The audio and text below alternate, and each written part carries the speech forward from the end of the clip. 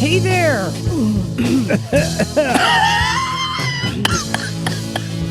Hey there, welcome to Motorcycles and Misfits. Coming to you from Emma's deathbed. Emma, no, this is Liza. This is the chain smokers edition. You know what? I'm just going to pass it over to John. So I'm a little sick, so I'm just going to stay on mute most of the time. Yeah, great. Take it, John. Hey, everybody. Welcome to this week's Motorcycles and Misfits podcast, coming to you from sunny Santa Cruz, California. Woo, woo, woo. Well, we're here, and Liza's on her deathbed, so she's going to... No, I've got your disease. You passed it on. Sorry. To me. I guess we shouldn't have been French kissing, huh? This is why we shouldn't go to dinner with friends in the middle of the week. There you go. I've told you about this before, Liza. Well, we have an incredible podcast for you today. A veritable potpourri of wonderful things. But let's talk about who's in the room first. Is it a golden shower of piss poor entertainment again, John? So, in the room, on the board, on her deathbed, she's laying on the ground with one hand on a knob. It's our fearless leader. It is me. It's Liza. And over on the classy girl couch, as usual, the classiest classy girl in the room, we have Miss Emma. Aloha, darlings. I feel fine. Tra-la-la. There we go. And me, you can just call me Stumpy Bergman. Stumpy Bergman in Jim's spot at number 10. Wait, and Bagel will be joining us. We started early, so Yeah. we didn't give him heads up. He'll be coming in a second. Yeah, so, no, I'm thrilled that you're enjoying the Bergman so much, John. I know. And now you're talking about making cosmetic improvements. I know, yes. So I know Wait. you kind of dig it. Because the bike looks better than you. Are you looking to trim some stuff? Both of us are looking to Get trim a some stuff. haircut. Me and the Bergman. No, there's a slight crack on one of the sides. You can't really see it the way it leans. But yeah, let's fix it, man. Let's make it perfect. Oh, Wow. I know. he's taking some pride in that. Yes. Scoot. You should always take pride in your ride. I think it's interesting. How much he's enjoying it. I've seen him scooting around town. Yeah, it's great. What a great way to get around town. You look like you're sitting on your throne when you ride it. I am. I'm trying to fit a toilet seat on there too. That would be perfect. I feel very much at home. Exactly. Well, surely the proper color for it would be porcelain white. It would be, wouldn't it? Yeah. Yeah. Okay. No, it's been great, and Miss Stumpy loves it too. So we've been tooling around together, and we went to the Woody's on the Wharf yesterday, and we got to, we filtered our way all the way through up to the very front, which is awesome. That's a scooter life, baby. Can you tell people what Woody's on the Wharf is? Yeah, because We were They all might be very getting some excited on ideas. the. Do not Google that. No, you can't. It's safe.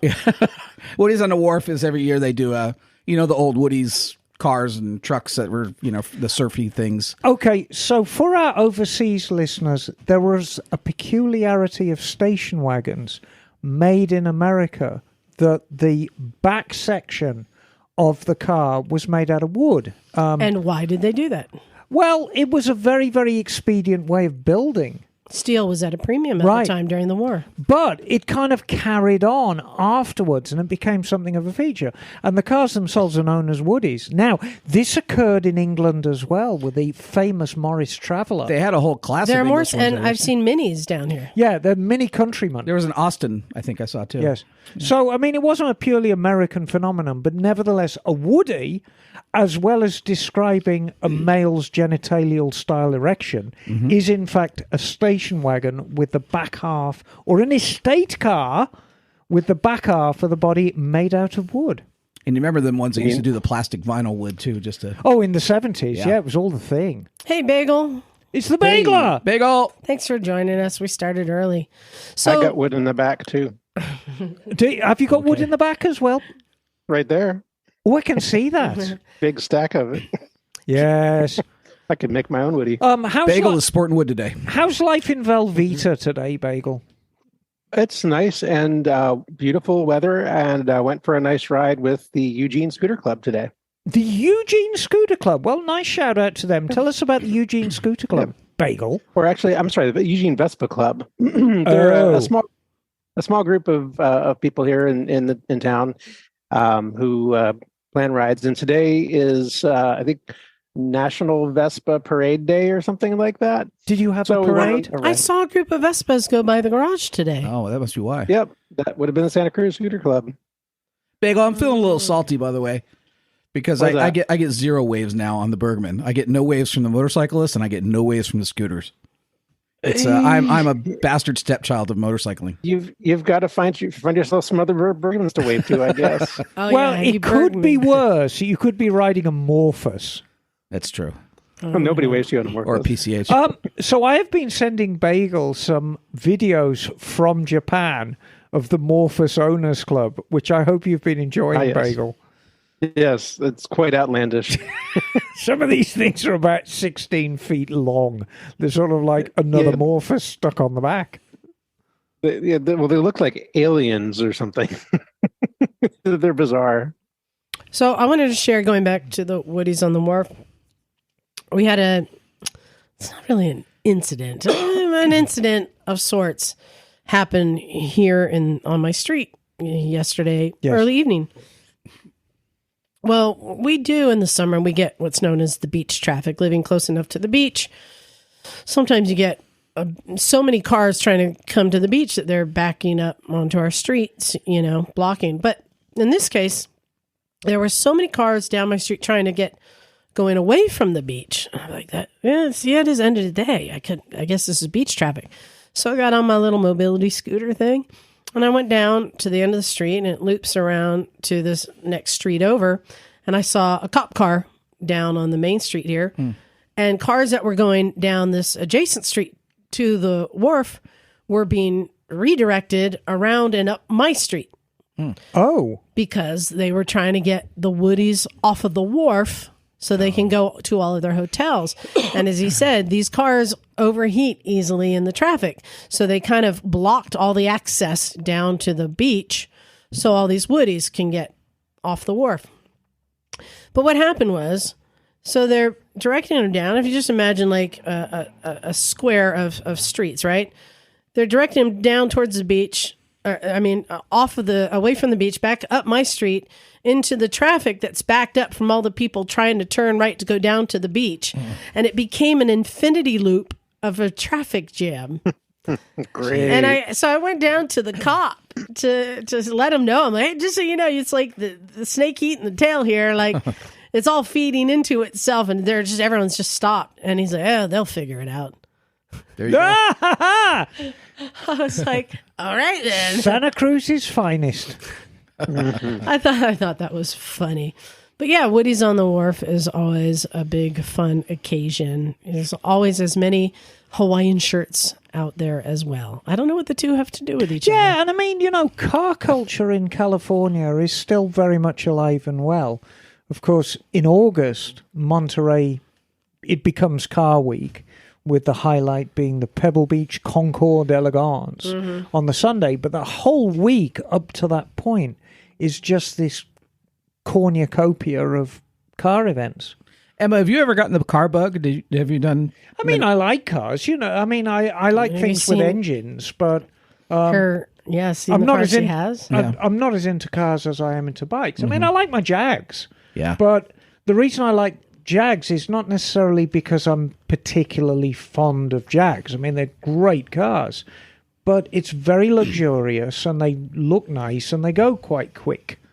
And that's a good criteria. I for can me. answer that question. When we first met you, you were driving a piece of shit little Japanese truck that no decent car-loving person would drive. That was a purely functional and affordable Yes. car. That was all it needed to do. I was very That was poor then. all it needed to do. So I think when we first met, I'd just foreclosed on my house, and I was so broke. I didn't have two halfpennies strapped together, so it was very much form following function. But yeah, I remember that. That was that little shitbox Mazda, wasn't it? The little green one. Exactly. Yes. So, it was, you know what? There was a moment in the garage today It was a moment. where I kind of took it all in. We had The vampires, many had just returned from their weekend rally, and we're all just hanging out in the chairs. There was a coven of them sitting around the table when I arrived. Just hanging out and doing what they do. Henry and Charlie and Doug, and, the usual gang. And then there were some other people who had showed up to work on bikes. I was working on a bike. Our friend Chris showed up to work on a bike. You had some people brought you an engine. You were in the garage helping some people work on an engine. And it was just one of those days where I was just like, this is everything in the garage. You've got different people helping different people with different projects. There's things being done, and there's other people who are just sitting around shooting the shit, enjoying just being here. And like, I just had that moment, like, this is everything. This is everything I ever wish and that I enjoy the garage to be. Yeah. It was fun. Yeah. But poor Chris, this was his first time coming to the garage. I've known him for many years. But he had a TTR 125 project. Yes. Punched out though, right? Well, he said he got it for like $250 or something. Oh, wow. With a blown engine.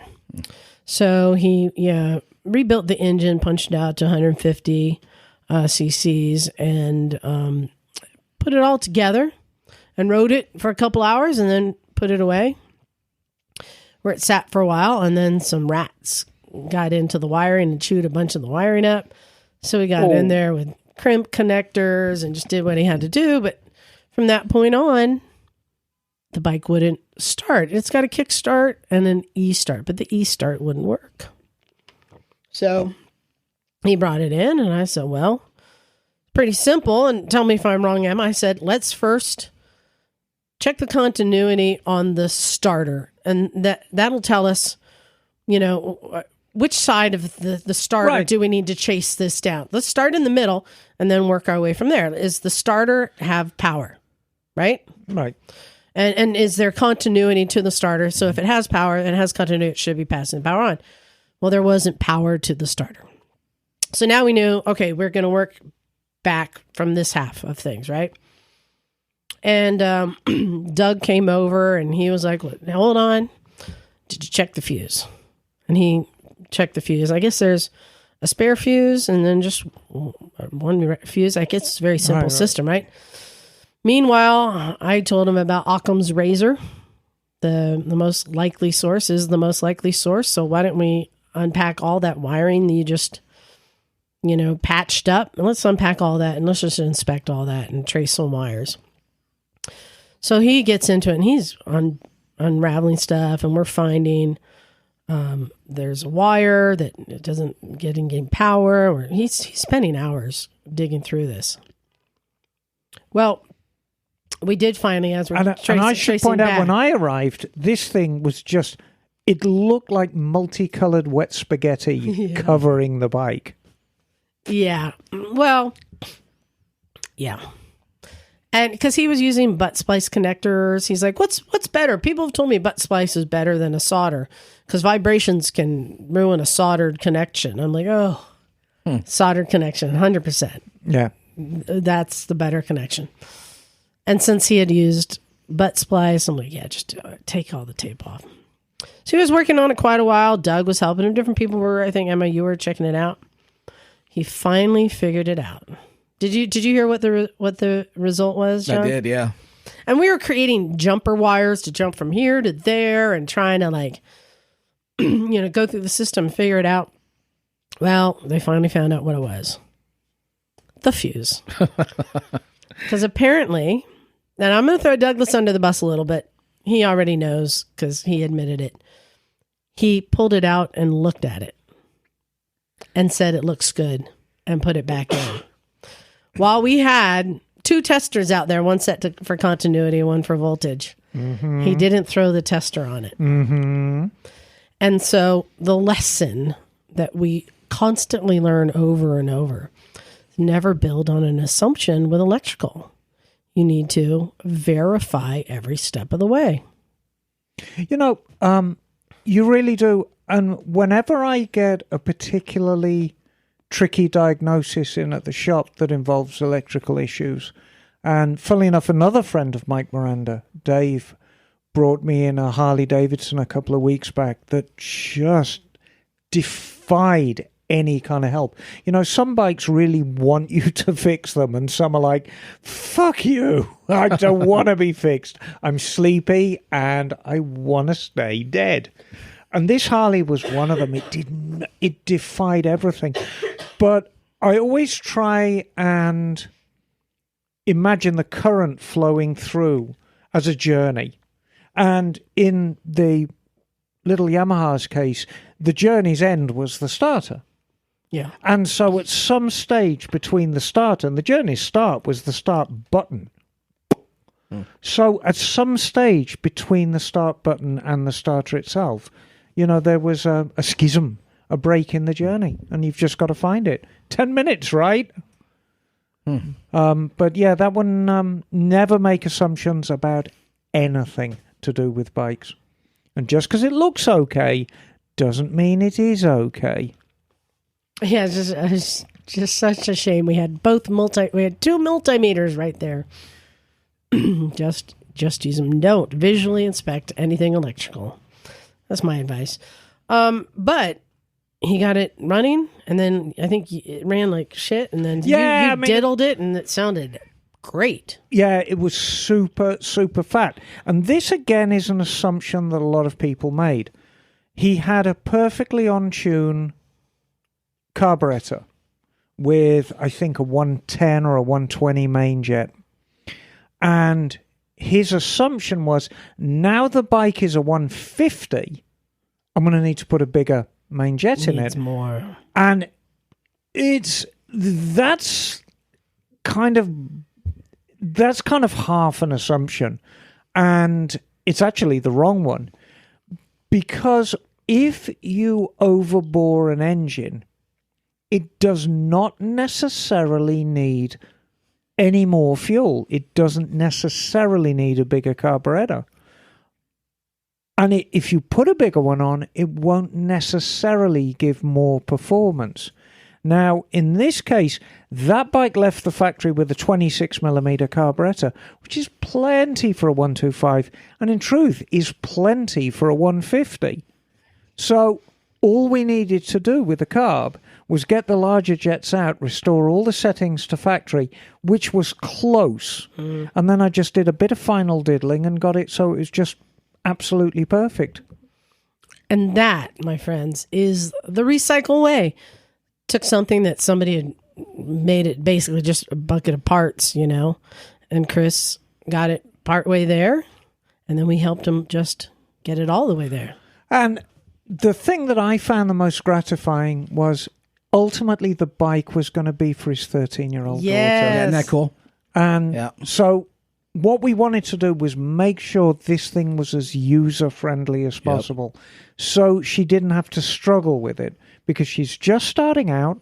She's just learning how to ride a motorcycle. So we wanted to make sure the carburation was super crisp, the starting was super easy on it, that she could just swing her leg over, hit the button, fire the bike up and ride it, and not give her any trouble. So she actually begins to enjoy riding it and not get terrified of it and think, oh, no, this isn't for me. Yeah, he was telling me, too. He's got a couple of like PW50s, and he's a couple smaller kids, too, and he's doing it the right way, getting all three of them up on two wheels. Yeah, I felt good about that. John, you came to the garage today bearing a gift. Yes. Not for me, not for Emma. Although it could have been for you.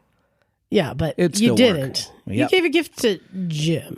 Yeah, I figured Jim seemed like the right candidate for this situation. You know, so Jim and I are getting older. You know, we got hair coming out in different places at different spots, and it's a little scary, young people. You'll see later down the road. It's like you lose the hair in the right place and you get it in the wrong place. Oh, I just realized what that one thing does. Okay, yeah, go ahead. There it is. So, you know, this is why we're so excited about, you know, our sponsor, which is the Manscaped grooming products. So hopefully all you guys out there have logged on and put in Misfits20 as the code at manscaped.com and have signed up for your Manscaper. I have to say, I was impressed with that box that Jim got. It's cool, isn't it? There was many things in this box. There was so many attachments. It was. There were more things than what came with my router, and they're pretty much. Yeah, it's like a Dremel kind of thing where there's a massive amount of just different things you could stick on your Dremel. And there are things that go in things and things that go over things. Yep. And I was trying to, is the one thing for the ears? That's for the ears, yeah. Oh, it's for the ears and the nose. I figured it out. Yeah. Okay, I didn't the know struggle what that is thing real, was. gentlemen. The struggle is real. Yeah. And I know a Yes, lot of it you is. guys out there need the ear thing. So you really should go to manscaped.com and remember, Misfits 20 is to get your 20% discount off there. And let's talk a little bit about what Jim got. He got the Performance Package 4.0. What he gets is the 4.0 trimmer, which is absolutely the best trimmer for your bolitos.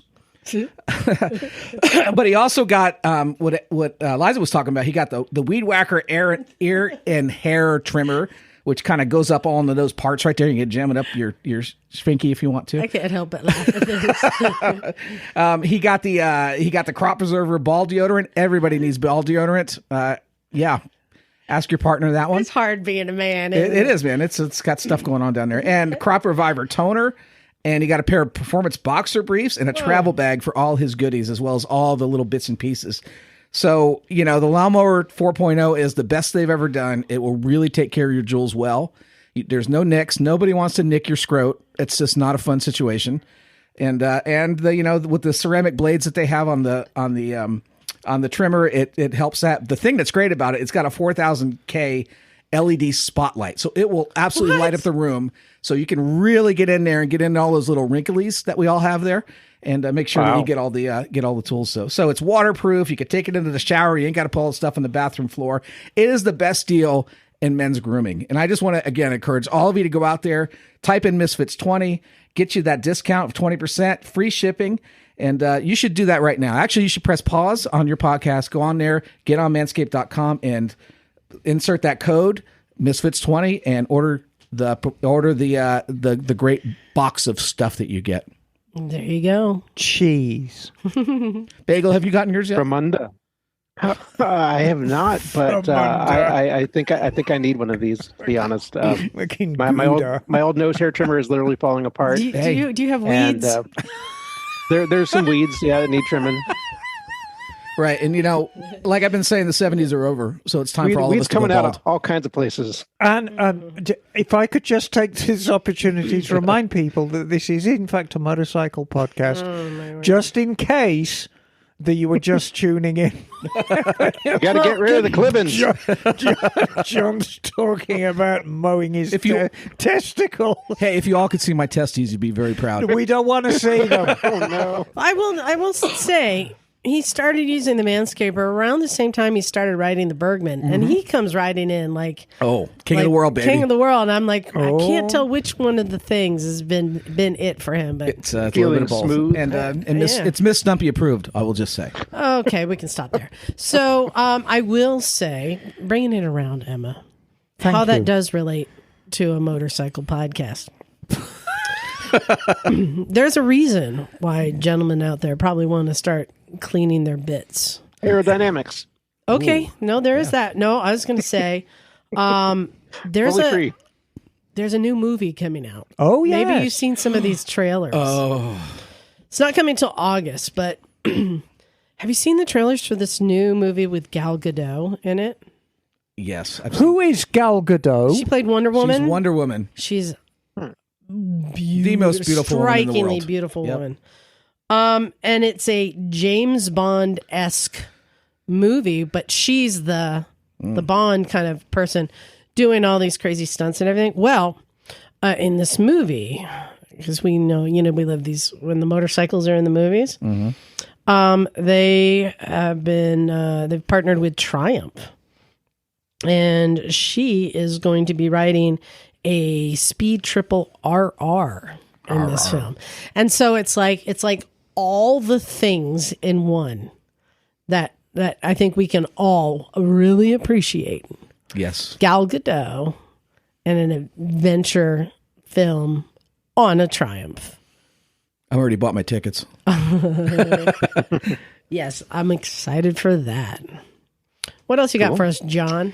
So we got a few things. You brought up this crazy picture while we were in the garage today about this inflatable motorcycle thing. Oh, have you heard about this, Bagel? No. Okay. So I was watching videos in the garage today. I put on those videos that are like crazy vehicles you need to know about, right? Okay. There was one that was a pedal assist bicycle for the water, and people were out like in the ocean and going up rivers, and basically it's powered, but you pedal like it's a pedal assist, and they're like flying on the water. Yeah, because you've seen these bikes that try and just pedal with a paddle. They're very slow. No, pedal assist. It's the bomb. So they're controlling the speed through the pedals rather than a throttle. It looks pretty cool. And there's no motor or anything? It's just... there's a motor and there's stuff down there. But just like a pedal assist bike, that is a motorized electric bike, it uses the pedals to create the speed. Wow. But there was this other thing. I'm going to send it to you, Bagel, because this was crazy. It was an inflatable scooter. Have you heard of this, Bagel? No, I have not. Okay, I'm going to send it over to you. So I've heard of like collapsing scooters, like foldable scooters. You can fit inside a little case or so something. What this was, and it showed this like little, I assume like Chinese woman getting off the train. Oh no, you're going to be late for your appointment. No worries. She pulls her backpack off and pulls out this folding case that unfolds, and then a pump, and attaches it. And the case has these wheels, and then the seat and then the steering column inflate up in two different really squares. It's hard to describe. How do you describe this, Emma? And she sits on it and she wheels away. Well, it's an inflatable scooter. It's an inflatable scooter. I don't understand how that's supposed to work. What do you mean? Like, how... So it's just like a cushion that you're sitting on, and it's got a platform with a motor underneath? Yeah, so the platform with the motor and the wheels, it's kind of like those ride-along suitcases that they've made, where all the working bits are down at the base. So all you need is this inflatable seat, which is the size of a suitcase, and then the steering column inflates up to give you steering. That's really weird, but I don't know if you could really call this I mean, they say it's a scooter, but it looks like it's got four wheels. Yeah. So it's more like a mobility scooter, I guess. Still a scooter. So, look, you're the one. I told you I told you that we need to start calling them. What did I say? I had another word for.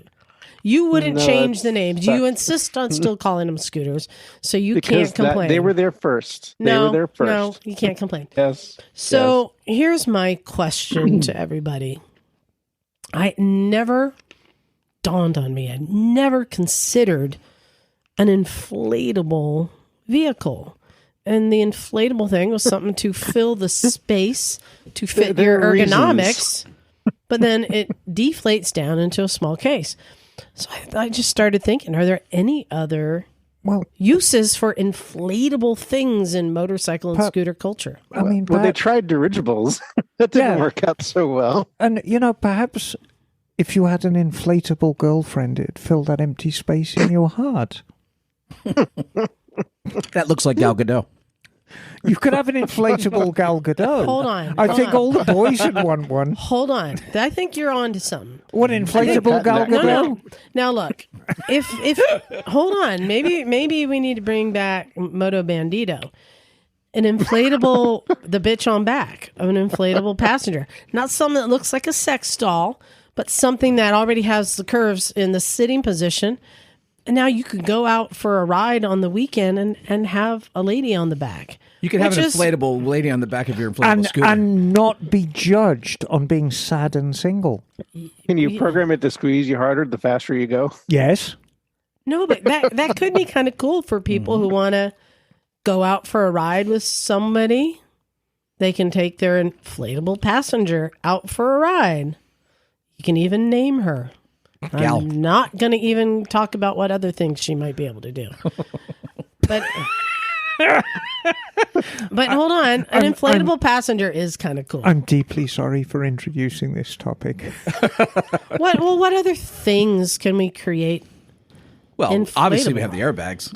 Yeah. Yeah. Some of the bikes have started using inflatable airbags. And the vest. And the air vests. Yep. Well, I mean, yeah. And and the helmet. The bicycle helmet. Have you seen that one? Yes, I have. It starts out as a collar, and if there's a rapid change in speed, it blows up and creates like a astronaut helmet. Sorry, Emma, what were you thinking of? Yeah, I mean, I think the most mainstream of them right now is the jacket. And I actually know a couple of people who've got them. I mean, it's quite a good idea in that we always walk a line with motorcycle clothing between comfort, abrasion resistance, and impact resistance.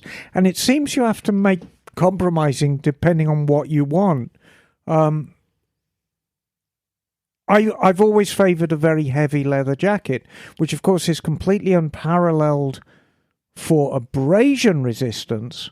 But hot. But it's hot and uncomfortable, and it has no impact resistance. So, the accident I had on the Trident where I was thrown to the ground, even though I was very, undergeared then, I don't think having a jacket would have reduced my shoulder injury because that was an impact injury. So the air vest really does mitigate that because you can have abrasion resistance and with this microscopic, microsecond filling of air, you get the impact resistance as well. I like the idea of neck protection as well because neck injuries still are very much a real thing for motorcycle riders. Because, of course, you've got this helmet, you're wearing a helmet, and if you've got a decent helmet, it weighs a few pounds. And so if you get thrown onto the road, you've got this thing on your head that's kind of being flung around a bit. And if you've got like an inflatable ring around it that can hold you rigid... I think, didn't they come up with something for NASCAR? Dirt bike riders have something too. Yeah. Have you seen the inflatable bike storage? What? You not seen these? No. Do you know what I'm talking about, Bagel? I think I've seen those before, like at least ads for them or something. Yeah, there are these single bike garages. I think I've seen those, that inflate, but then help control the climate if you live in some place where it's maybe humid or something like that. You can I think you're thinking of two separate things because you've got the portable garage, which is canvas, and it's almost like a clam shell. You open it up, ride your bike in, and then shut the shell. But what you're thinking about with the vacuum, it's like a bubble. I tell you who started that thing, classic car people. So you basically, you drive your car or your bike into the bubble, and then it gets inflated. Right. And the air gets dried as it gets sucked through the... That's what I'm talking about. Yeah, that's kind of not... That's a long-term thing. I know, but I'm saying that that's an inflatable thing that a lot of people haven't thought of. That or know of, and they are quite expensive. But I mean, if you've got like a Vincent Black Shadow or a $250,000 Ferrari, it makes very good sense. It's the bike in the bubble. It's the bike in the bubble because basically it's going to be exactly the same when you pull it out in the spring as when you put it in the fall. What about? I'm trying to think inflatable things. Well, I was thinking about a portable inflatable jack. Yeah, I was thinking about that too. Yeah. Like firemen use. No, that's been involved in heavy truck recovery and ship recovery for a long time. Moving houses too. They use it. Yes. But something that packs down really small, goes into a USB port, and that you can if you're on the road, lift a bike. You lift a bike. Yeah. I'm not sure how much control because bikes aren't. Yeah, they get tippy. Yeah, they get tippy. So it'd have to be very well designed. Yeah. But yeah, that's the thought, isn't it? What about being able to inflate things on the bike to add to your comfort? If you recall, there was some sneakers they came out with that had that pump built onto it. Yeah. That you could inflate so that the sneaker fit more tightly. So like an inflatable suspension like on the lowriders? Or I'm even thinking around like on the seat or something to give yourself a little more support. What about inflatable panniers? Well, wait a minute. I think air hogs. Aren't air hogs a seat thing? Am I thinking? Oh, air hawk. Yeah, Airhawk. Yeah, but you want it, partially inflated. Yeah, I use Airhawk seats. Yeah, that's an example. But I was thinking a little more rigid just to make things fit. Or even like if you have a passenger, having a seat that you can inflate up around them that has a really backrest, yeah. That really kind of grips them a little bit more. Could be interesting. Or even if you had an inflator on your tank so that you can, lean down onto your tank. Because I've used my tank bag before to rest on. Right. But if you had a little... That's a great idea. A tank pillow. But like I was saying, panniers, if you could sort of inflate them and then deflate them and then tuck them in somehow so that, you don't have to ride around with them all the time. Or if you could have an inflatable seat cushion that could keep your butt nice and comfy as you ride. That's the Airhawk. That's what the Airhawk is. Yeah. Yep. Or... How about inflatable tires? Would that work? Well, they already do that. What about this? An inflatable roof. What? Think about that. Wait. That's going to work so well. No, I think in a windy climate, I think you'd find your roof at the next door neighbor's house or the next town. No, think if you're out riding and it starts to rain and you're on your scooter. Yeah, I'll turn into a parachute. So look, I'm holding up the BMW C1, right? Yes. Which has a roof. Well, what if we had an inflatable roof that's almost like a what do you call, like the pool floaty, right? That you can inflate and have over you. Sounds terrifying. Okay, look, I'm trying to think outside the box here. Yeah, I just don't think that aerodynamically that would work out well at any speed over 15 miles an hour. What about an inflatable helmet that is real minimal, so it's almost like you're riding with no helmet at all, but as soon as something happens, it pops up? That's what I mentioned, the collar that they created that comes up. Right. You know what? Here's what I think. You'd look like one of those Aztec warriors. Exactly. Yeah, that'd be cool. And you could paint it. Yes. I've come up with it. Yes. I've come up with it. And I think Bagel is going to go, yes. It's going to be an yes, it's Bagel going to make sense moment. to Bagel. Inflatable auxiliary gas tank. I'm surprised they don't have those already. Yep, Bagel, Mr. Long Distance Driver.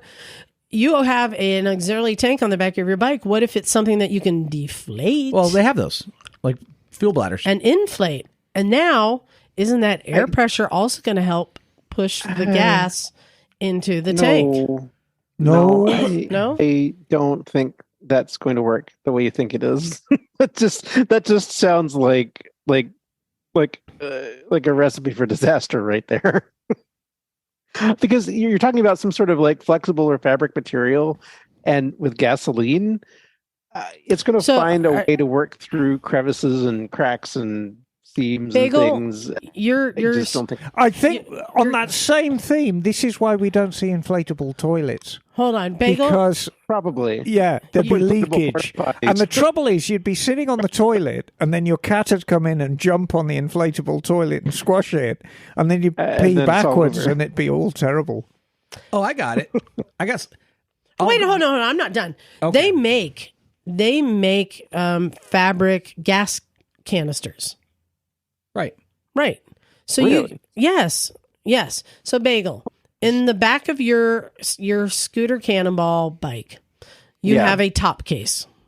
Mm-hmm. And what is in that top case? There's a plastic fuel cell tank. An auxiliary tank, which means you cannot use that top case for anything else, can you? Not much. Right.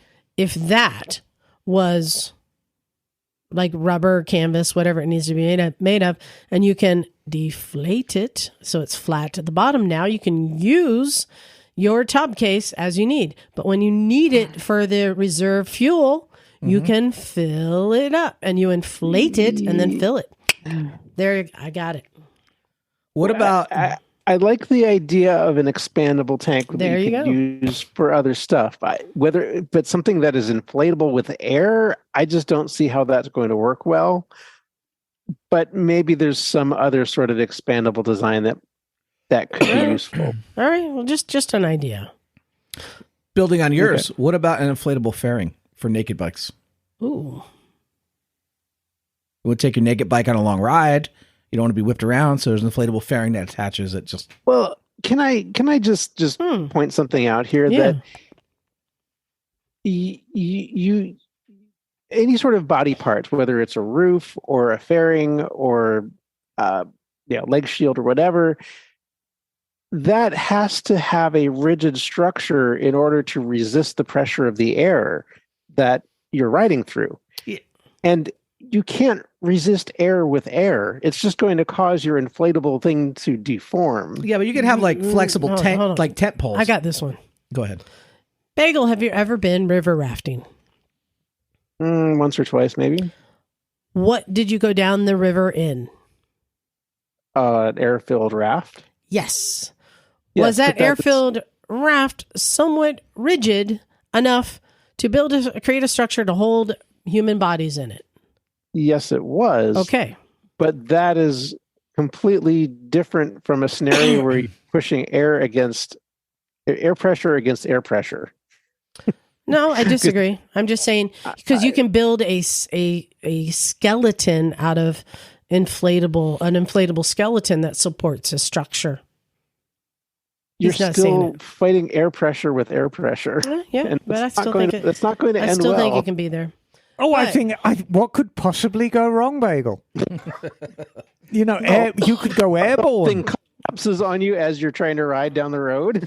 Yes. Well, no, I think Liza's already got a screen that collapses on her as she rides down the road. It's true. The whole point here, and what I was trying to bring up, Bagel, is that somebody thought outside the box when they created an inflatable scooter. And I really appreciated seeing something that far outside of the box. Yeah. And that's what just got my creative juices going. Like, well, what else could be done? That's all. Just trying to think. But I just got to say that the utility of this inflatable scooter has got to be the same or less as the rideable ice cooler that somebody came up with like a couple of years ago, because it's like this is something that's like meant for you to ride between your terminals at the airport, right? All right, I'm gonna have to explain what's happening here to everybody. So Bagel is a scooter elitist. He is. Yes, he is. And he would not wave at me on the Bergman. This is what's happening right now. Okay. No, my point is, this is not a road-going vehicle. This is... Keep proving my point. Thank you. No, but Bagel, sweetie, would you wave at Johnny on his Bergman? I would, yes. Oh, really? If you were on the Morphus, you would. When you were on your rally today with all the Vespas. Yeah. Would you have waved to John if he was wearing his flip-flops?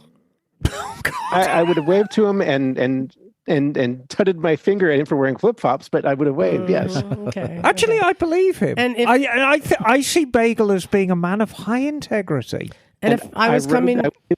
I waved to motorcyclists today while we were on our ride. And if I was did coming they down wave back? A couple of them did. And Bagel, if I was coming down the street on my riding luggage, would you have waved back at me? No. I stared as I went by you. My point is proved. God. All right. This is dead. What's next? So we had an interesting conversation today in the garage about motors. So the question is, thinking back in the history of motorcycling, yes, what do we say like the best motorcycle motor has ever been, and why? And hold on, and I wanted to give some credit to the Revzilla podcast, the Common Tread guys. They did a recent podcast talking about the best touring engine, right? Which kind of gave me this idea, and I was like, well, that was interesting. They're talking, what makes the best touring engine, but I thought. That's the easiest answer in the world. It's the easiest answer in the world. The Concourse. No, good. The Goldwing. Oh, God. Yeah. Okay. So they all have their different pros and cons. They talked about it, and you should listen to that show. But I thought, what is the best motor ever made, and why? Well, I shall tell you. I would like to hear everybody's opinion. And we're not defining for what purpose. That's up to you to decide your criteria for the best motor ever made. Okay. Go ahead, Emma. So, in 1978, Suzuki came out with the GS 1000, and it was pretty stout. It was 88 horsepower. But that's not that engine's entire story. The beauty of the GS1000 platform was it had roller bearing bottom end. So it was built like a two-stroke. So in its various incarnations, it's got a power boost in 80 when it became the GSX or the GS 1150, as you Americans called it, and it got lots more valves, and it was up to, I think, about 111 horsepower in Katana trim.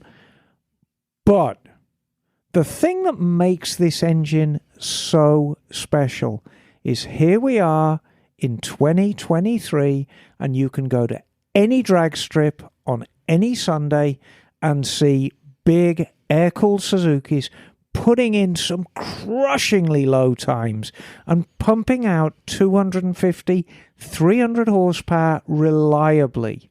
It's that good an engine. It's indestructible, it's smooth, it's tractable. If you've never ridden one, you have no idea what you're missing. It is by far the best and most adaptable motorcycle engine ever made. And you can go back to Genesis if you want with the GS1000. You can say the lineage started with the GS 1100 of 7980. It doesn't matter. It's basically the same platform. That is by far the best motorcycle engine ever made. By far. And that is based upon performance, reliability, tunability, tractability, everything. And it is an incredibly pretty engine as well. It's the real thing. It is the real deal. They're just lovely, lovely things. See, I'm going to have to give a shout out to the Parallel Twin. Okay. Because it's iconic if you go back to the British motorcycles for sure. But even it's getting a new life or new attention in modern times because you've got bikes like the T7 that has it. You've got the Africa Twin that has it. And then you've got the Bonneville, like Liza, you just got, that has it in it. So it feels like an engine that can be crossover so many different, different types of riding and types of motorcycles. And it's compact, it's light, reliable. And, I would argue for the Parallel Twin as being the greatest, at least the greatest configuration. So, any specific engine? You're saying the Triumph? Yeah, I mean, if I had to pick one I would have to say the Triumph, the 650 or 750 Triumph Bonneville motors. Okay. Now, granted, you can't compare that versus the Africa Twin motor because they're different eras. But I'm talking about that's the iconic one there. You want to poke any holes in that, Emma?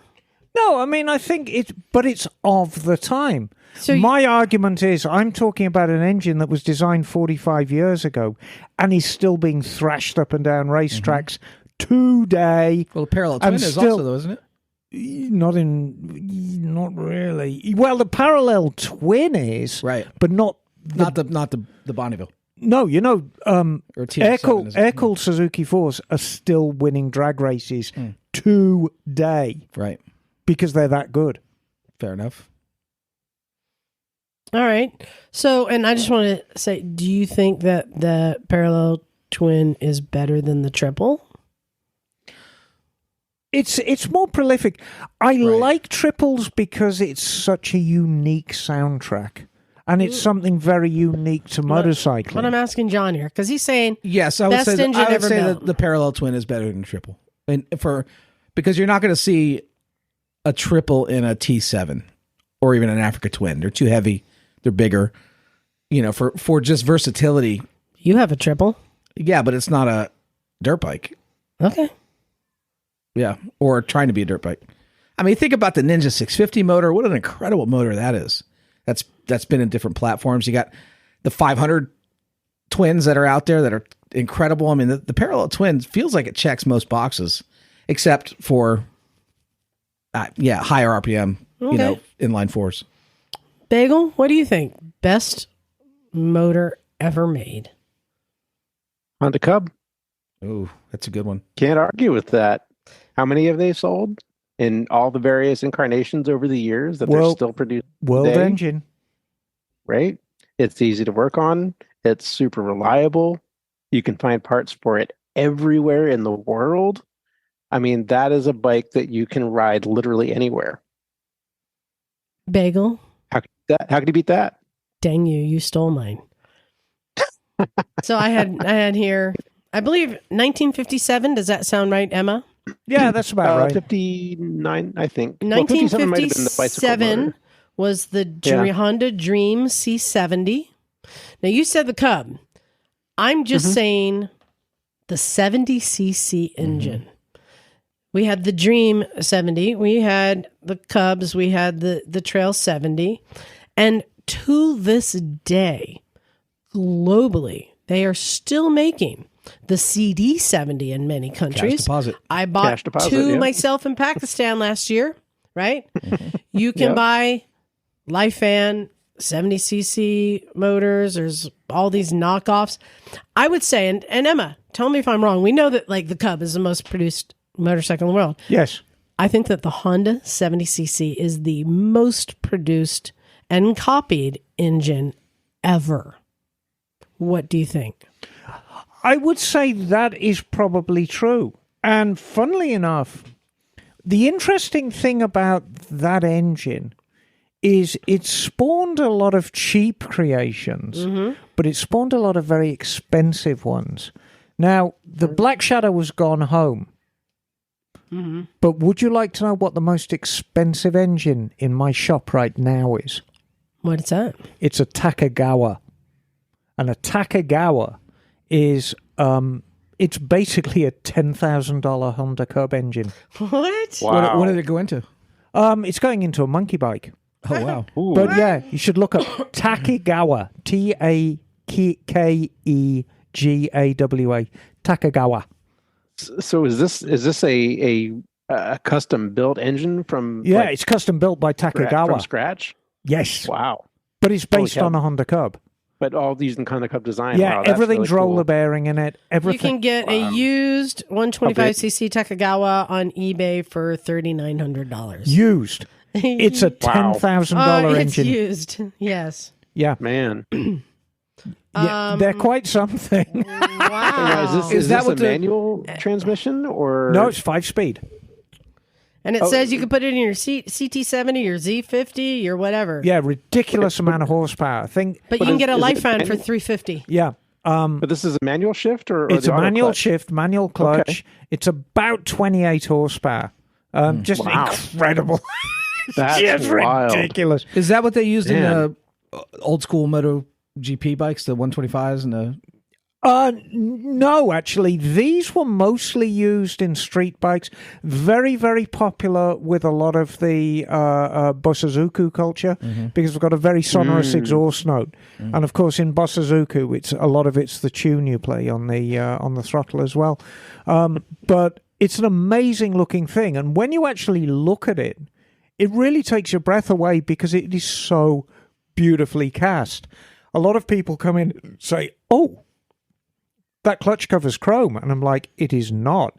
It's just beautifully cast and polished aluminum, or of course, as I would say, aluminium.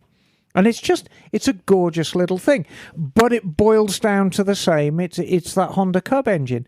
Yeah, and I mean, you define it, and I'm the first to admit a lot of my take was based on just performance.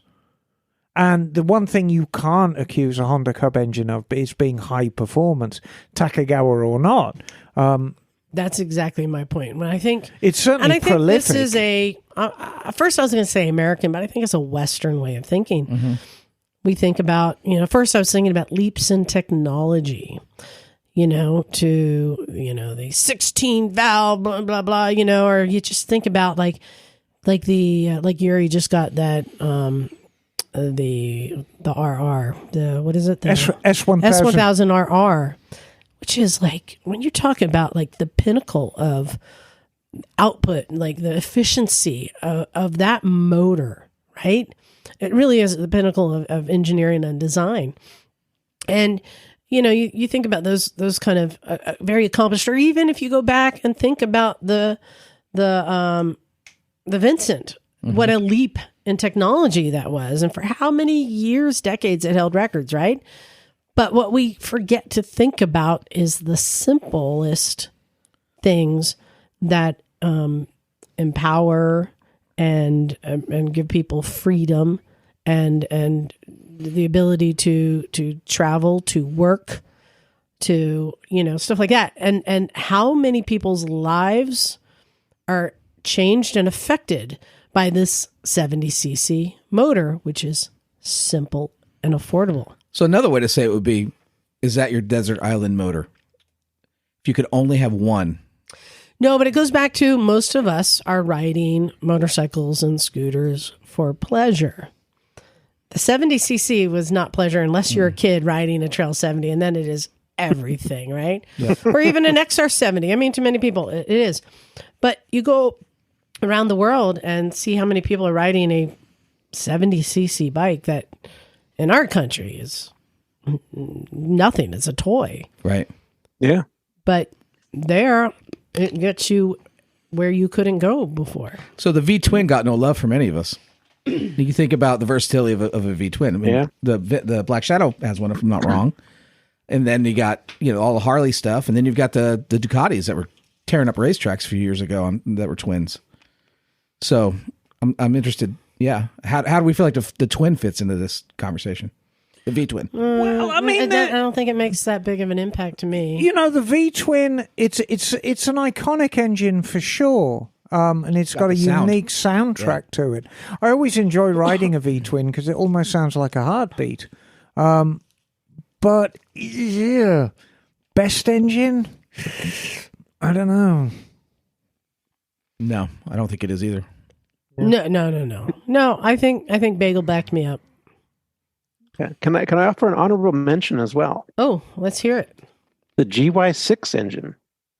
The thing that's in the scooters that you can put into like the Ruckus and stuff? And that's in the Navi and in untold motorcycles and scooters around the world. This is an engine that was originally designed by Honda and then adapted by Kymco to basically make it a universally adaptable motor that can be put into pretty much anything. And I think this is a motor that has the potential to rival the Cup motor for versatility and durability and performance for its size.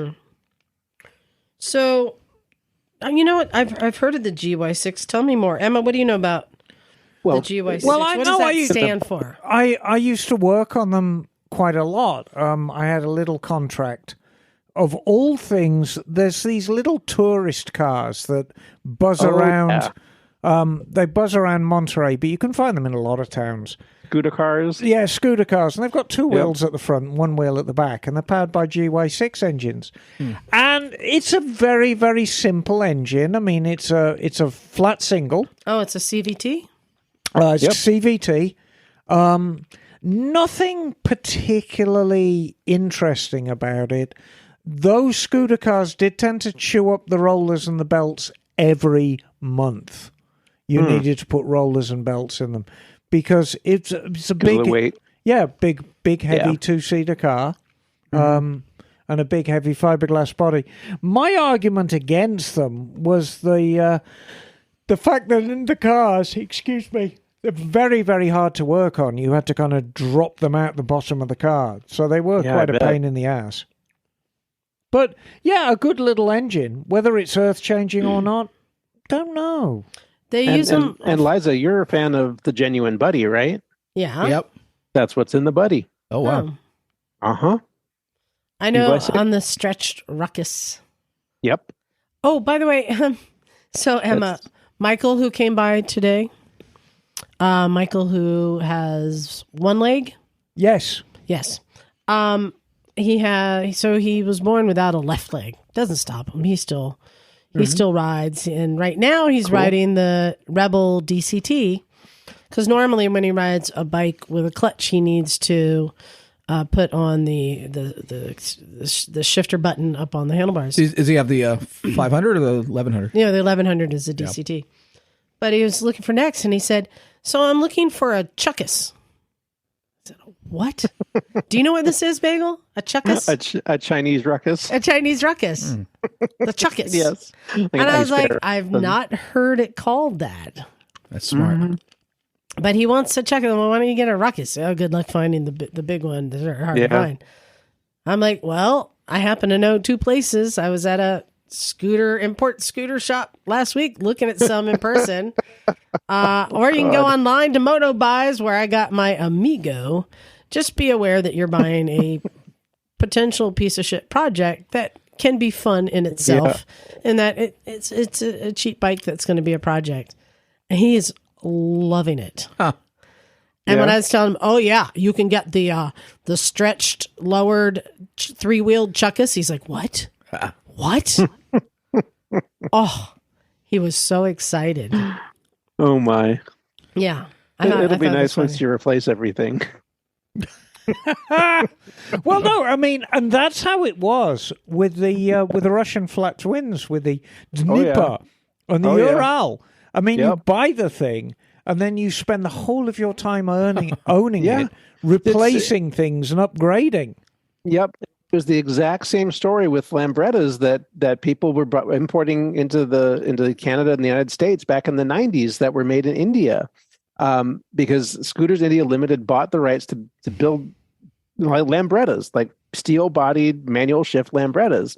The problem is that the quality of the manufacturing and the materials that went in were so bad, especially the bearings, that you literally, as soon as you got one, you had to tear down the entire engine and rebuild it with good quality bearings and seals if you wanted it to be reliable, and suspension and everything else. Interesting. Yeah. I'm John, I'm going to go off topic here because I just remembered a video I watched this week that I wanted to bring up. Have you guys seen the latest Fortnite video? What's it on? Well, Emma, I think you'll find this interesting because I found it interesting. It was on the Honda Silverwing. Oh. Not the scooter. Okay. The Silverwing. The old one? Yeah. Silverwing motorcycle. Yeah. What's that, like 1982 maybe? Something like that? Yeah, maybe right? even 81, 82. And basically, it's a Silverwing is a Honda CX500 custom cruiser with a ProLink rear end. And all the luggage. It's a flat four or a... No, it's a V-twin. It's a V. It's a V-twin. Possible, yeah. So what I didn't know, like I knew that bike existed, and they're kind of interesting looking. It's a full fairing 500cc touring bike.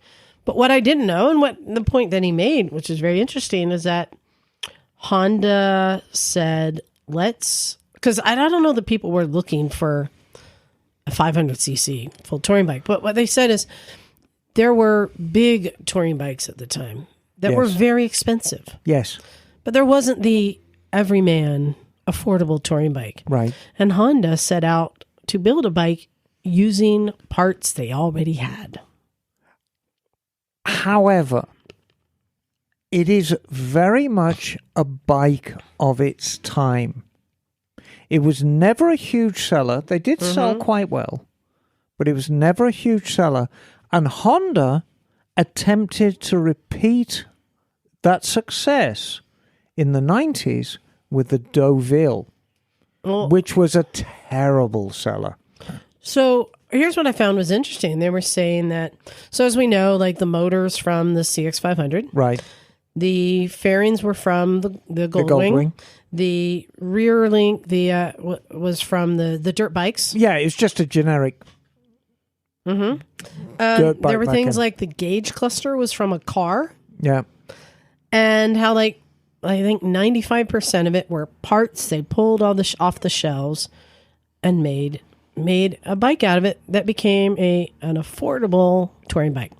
So my question to you, Emma, is I didn't realize how much of that was in stock parts. How many other bikes? So you just mentioned the Deauville. I'd like to hear about that. How many other bikes are doing that? I know that the CB900C used parts. Yeah, but the truth is most bikes are.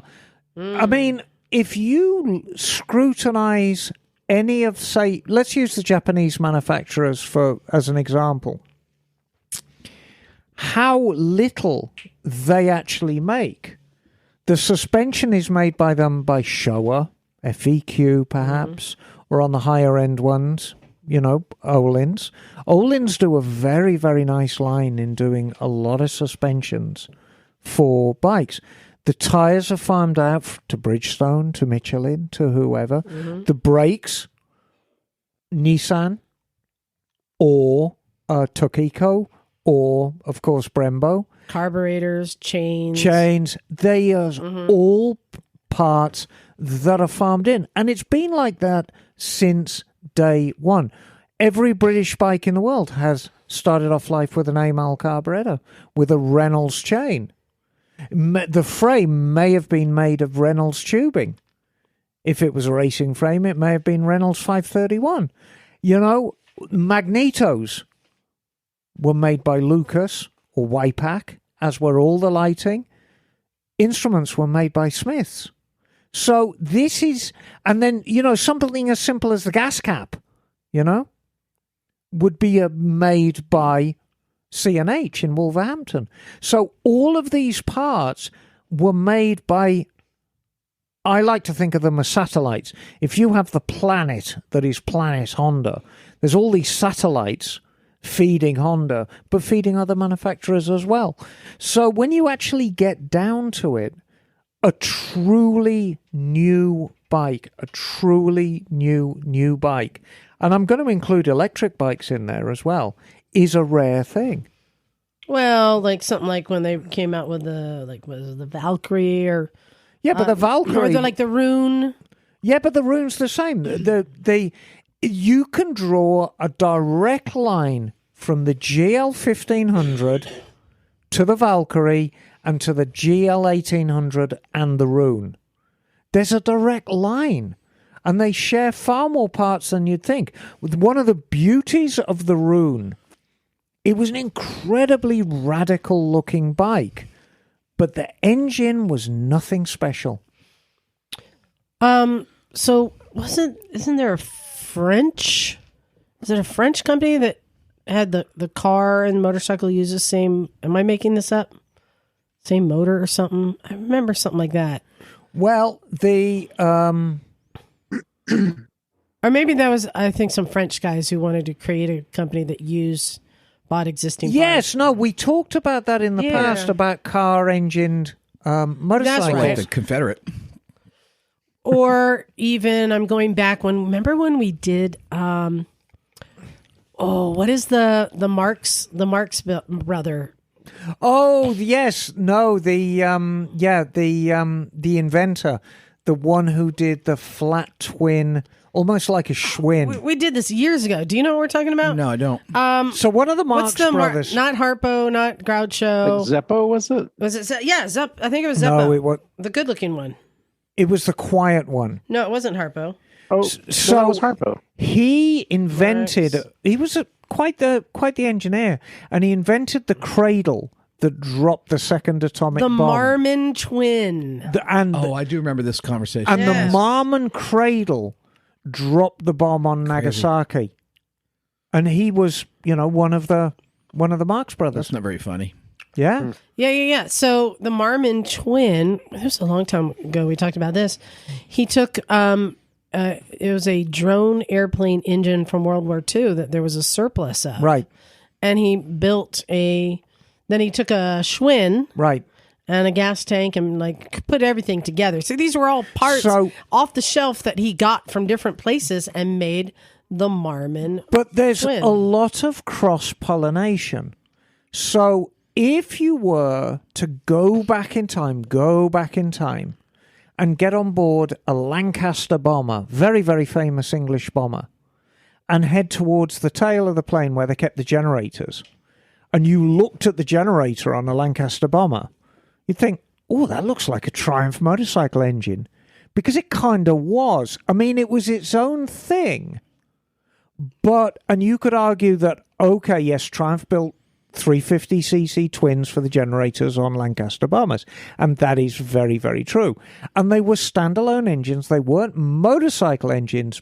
But the lessons they learned about cam timing and thermodynamics in that engine in a closed environment, i.e. a Lancaster fuselage, taught them a great deal about how to make their motorcycle engines more reliable after the war. You know? So there's a lot of cross-pollination. You know, these mini bikes that we know and love, you can draw a line. You can draw a line all the way back to the Excelsior Well bike, which is the one that the paratroopers have. All right, we're way off script, so I want to throw out some guesses here, because I'm kind of fascinated by motorcycles that use automotive parts. And now, Emma, there's not that many companies that still make cars and motorcycles. But I'm just going to take a guess because I'm trying to. And I want to make it clear: the Triumph cars, maker of the Triumph Spitfire, the Triumph TR6, you mean Triumph, never was anything to do with Triumph motorcycles. Okay, I'm trying to think of bikes. Even though there was a TR6 motorcycle, wasn't there? There was indeed a TR6. So, and I mean, the joke was back at the time is, you know, you go over to your Dolly Bird's house and you say, oh, I just got a new Triumph TR6. And she goes out and thinks she's going to be getting in this nice sports car, and you've got a bloody single car Bonneville, ain't you? All right, I'm going to take a guess. I'm going to pose this to you guys too. Can you think of any bikes that seems like, you know, we don't know. We're going to ask Emma because she'll probably know. Sure. That seems like they have car parts on them. And I'm going to throw out a guess because I'm thinking of a bike, Emma, that seems like it may have car parts off the shelf in the original design. And I'm going to say a BMW K bike. K75? Oh, yeah. Are those car parts? Well, it's a car engine. There it is. No, it's a car engine. It's a lightweight Peugeot engine turned on its side. It's a Peugeot engine. Yeah. Really? Oh. Peugeot designed a lot of engines. Made by BMW or made by Peugeot? Well, the prototype was made by Peugeot. Okay. Interesting. Wow. That just seems like it had some crossover. Bagel, can you think of anything that seems like a crossover? Well, I was going to say, how about the PC800? The dash is very car-like. I don't know if it's actually out of a car, but it seems like there's some inspiration there at least. I think, truthfully, Bagel, the PC800 was a kind of standalone thing. It was its own thing. It very much drew on car sensibilities because that's what its market was. It was meant to be a very, very user-friendly motorcycle, and it was very much a motorcycle that would appeal to somebody who's maybe never had one before. So, yeah, it's kind of standalone thing. I've got it. I know the answer, and I'm going to mock Bagel for not thinking of this first. Oh, you're the mocker. Because it is a scooter that does have an automotive part on it. Oh, really? Yep. A few automotive parts. Emma, am I right? Oh, yes. BMW C1 executive scooter, Bagel. Oh. Specifically, it has an over-the-shoulder seat belt. It has windshield wipers. Right? And you know what made me think about that is that was another thing that Ryan F9 pointed out on the Silverwing that was interesting. And I don't know if you're aware of this, Emma. The luggage snaps in place using seatbelt buckles. Clicks in. Press the button to remove it. Those were off-the-shelf seatbelts that they used to snap in. So this might be a chicken and egg thing a little bit, but didn't Suzuki, the engine that went into when it eventually became a Geo Metro, wasn't that originally a motorcycle engine? It was a 3-cylinder? No, that was a Daihatsu engine. Okay. And what about Yamaha? Didn't they make Yamaha motors that went both ways? Yeah. Well, Yamaha famously made the engine for the Ford Taurus super high output, which was a quad cam V6, which had the power of a V8. Were any of those based on originally motorcycle motors? I mean, the technology was. It's kind of like motorcycle technology for a car. Right. You know, you've got like twin cams and multi-valves.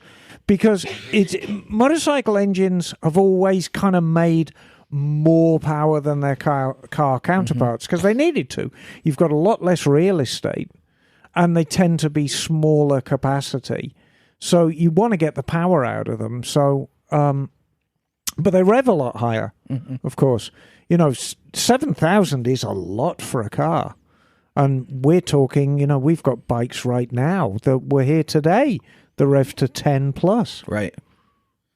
The other engine I was thinking about was, and Bagel, you're going to have to color the lines here for me because I'm not sure, but the old BMW scooter car things that they had with the front that went over. Ape? Yes. Isn't that was that a motorcycle? Well, no. You're talking about the Zeta.